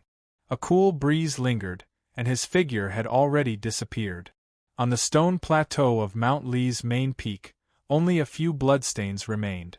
Chioshan Jun gazed in the direction of the mountain path in silence. With regards to the Chioshan clan, ever since he was very young, there were some things that he could not understand. That old guardian was actually his third granduncle. The great clans and clans had always respected strength. He had never understood why his third granduncle, who had cultivated to the peak of star condensation, had not become the Chioshan clan head. On the contrary, it was his father, who was very ordinary in every aspect, who had become the Chioshan clan head. He had originally believed that this had something to do with his true dragon bloodline, but just now, when he saw his father move, when he saw his third granduncle respectfully and silently take that blood-stained handkerchief from his father's hands, he finally truly understood. Only, he still could not understand why his father had done this in the end. An extremely luxurious carriage traveled from the base of Mount Li to Chioshan. The carriage was pulled by dragon-blooded horses. The carriage was accompanied by flood dragon blood wine, and the floor was paved with a carpet woven from demon rabbits. The people sitting in the carriage were naturally the Chioshan clan head and that guardian. Now it seems that the scheme to seize the Mount Li sword sect was still a little too hasty. The losses this time will be rather large. The Chioshan clan head looked through the carriage window at the faintly discernible Mount Li in the clouds. It was as if the person who had launched a sneak attack on Xiao Songgong was not him, nor was the person who had caused this matter to end without any cause. The guardian smiled. I wonder what Elder Jiang will say when he returns to the longevity sect. The Chioshan clan head revealed a mocking smile. 10 some years ago, after Sir Su's massacre, the longevity sect was already crippled.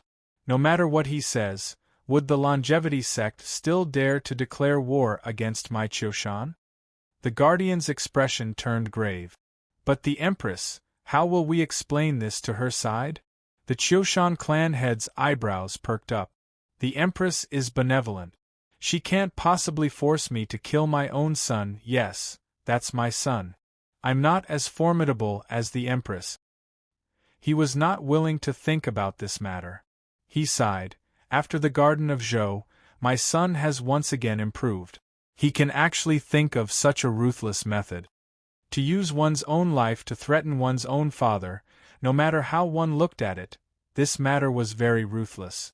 Just like how the Chioshan clan head had at the very beginning prepared to use the position of father and son to pressure Chioshan Jun, it was also very ruthless. It was just that the son was even more ruthless than the father. He's even more ruthless than me, so I can't force him to help me, so I naturally have no choice but to help him. I just don't know when Chioshan will be able to understand this point.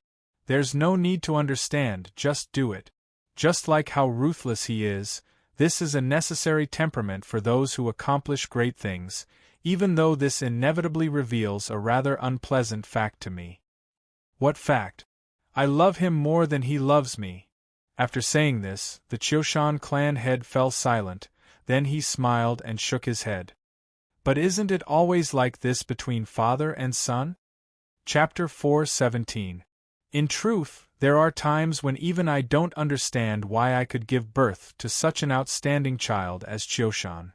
The Chioshan clan head gazed out the window at that lingering Mount Li and said, just like how the entire continent doesn't understand how that idiotic fool Su Shiji could actually give birth to Su Yorong.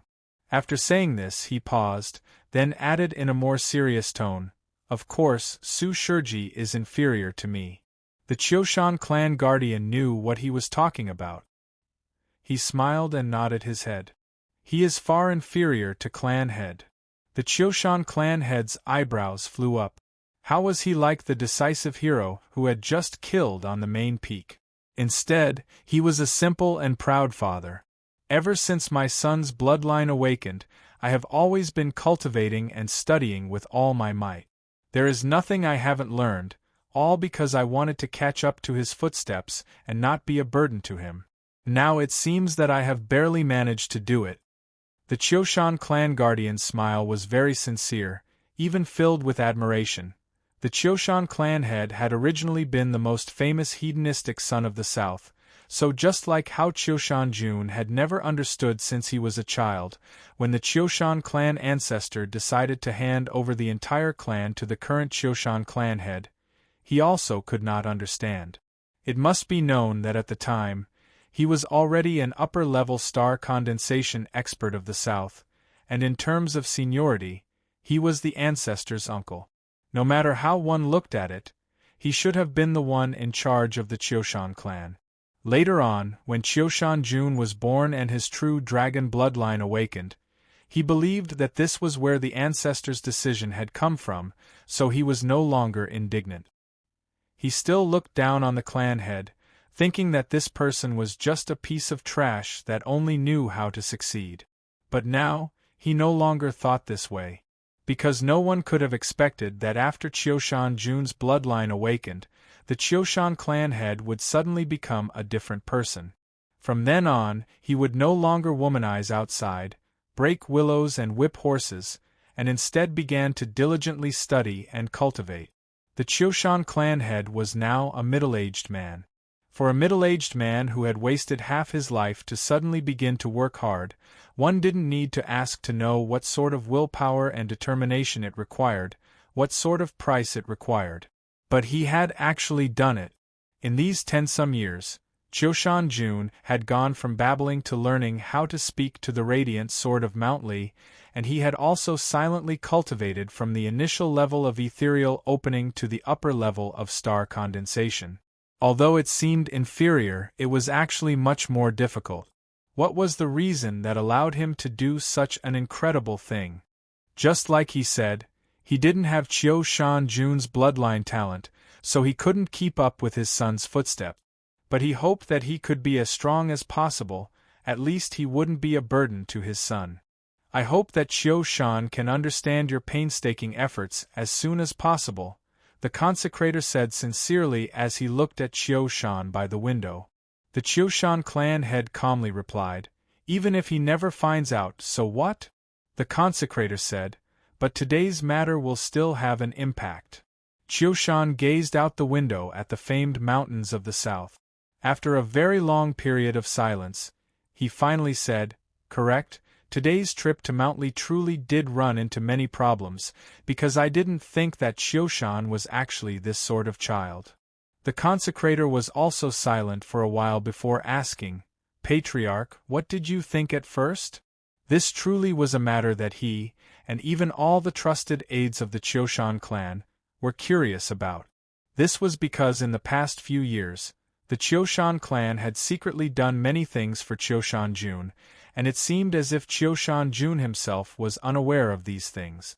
"I originally believed that since he was my son, he would definitely be a person very similar to me. From another perspective, I originally believed that it was impossible for there to be a person as perfect as my son in this world, so his perfection was definitely fake." A mysterious smile appeared on the Chioshan clan head's face. "So I thought my son was a hypocrite. So I secretly did many things. It wouldn't be too much to say that I wouldn't commit any crime. It was all for the sake of laying a good foundation for him, matching his reputation in the world. I was just waiting for the day when he finally appeared in front of tens of thousands of people and revealed his true ambitions." "Like that marriage proposal in the capital?" "Correct.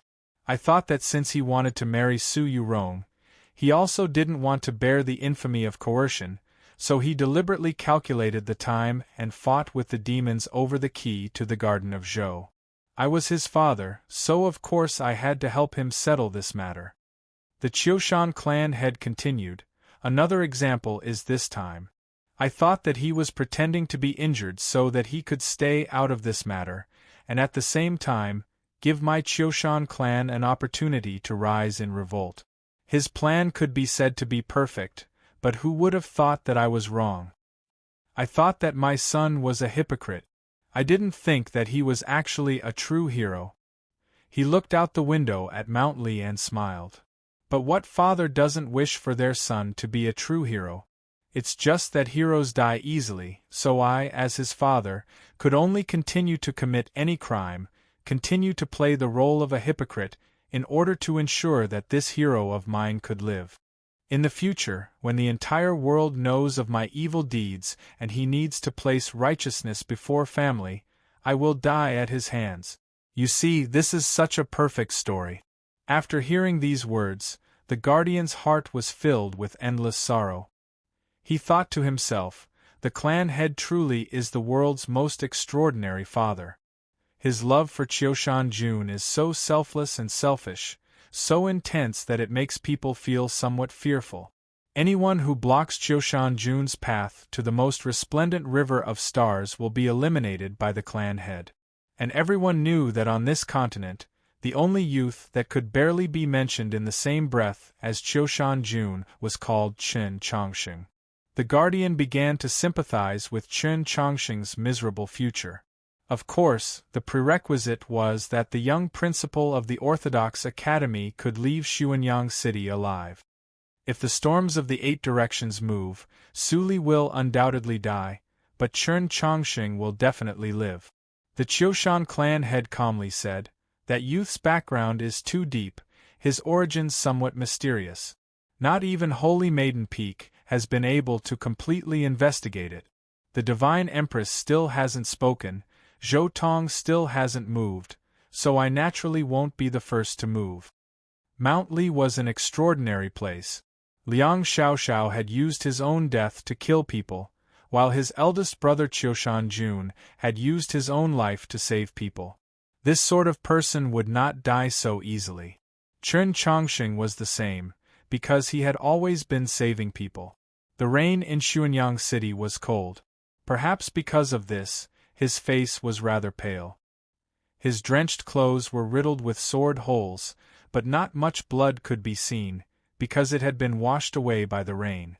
Lu Qing had an ordinary and unremarkable face, an ordinary and unremarkable sword, and the sword techniques he used seemed ordinary and unremarkable, yet he possessed an unimaginable upper-level star condensation cultivation. This was the world's third-ranked assassin. Every strike of his was as cold as ice. Even though Chen Chongsheng had been bathed in dragon blood, he still could not block that cold sword. In a very short amount of time, he used the Yesher step to display the final move of the Mount Li sword style, continuously blocking 6 of Lu Qing's strike. At the same time, 6 bloody holes appeared on his body. The sword did not stab deeply, but it was very painful.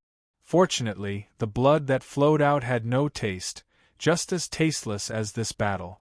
No matter how strange Lu Qing's movement technique was, his sword could not stab Su Li, only Chen Chongsheng's body. Because Chen Chongsheng's sword was very decisive, very ruthless, so it was very fast. Just like the sword that Qiushan had stabbed into his chest at the peak of Mount Li. He looked at Lu Qing, his face pale and expression serious. Emphasizing each word, he said, "I will not let you pass."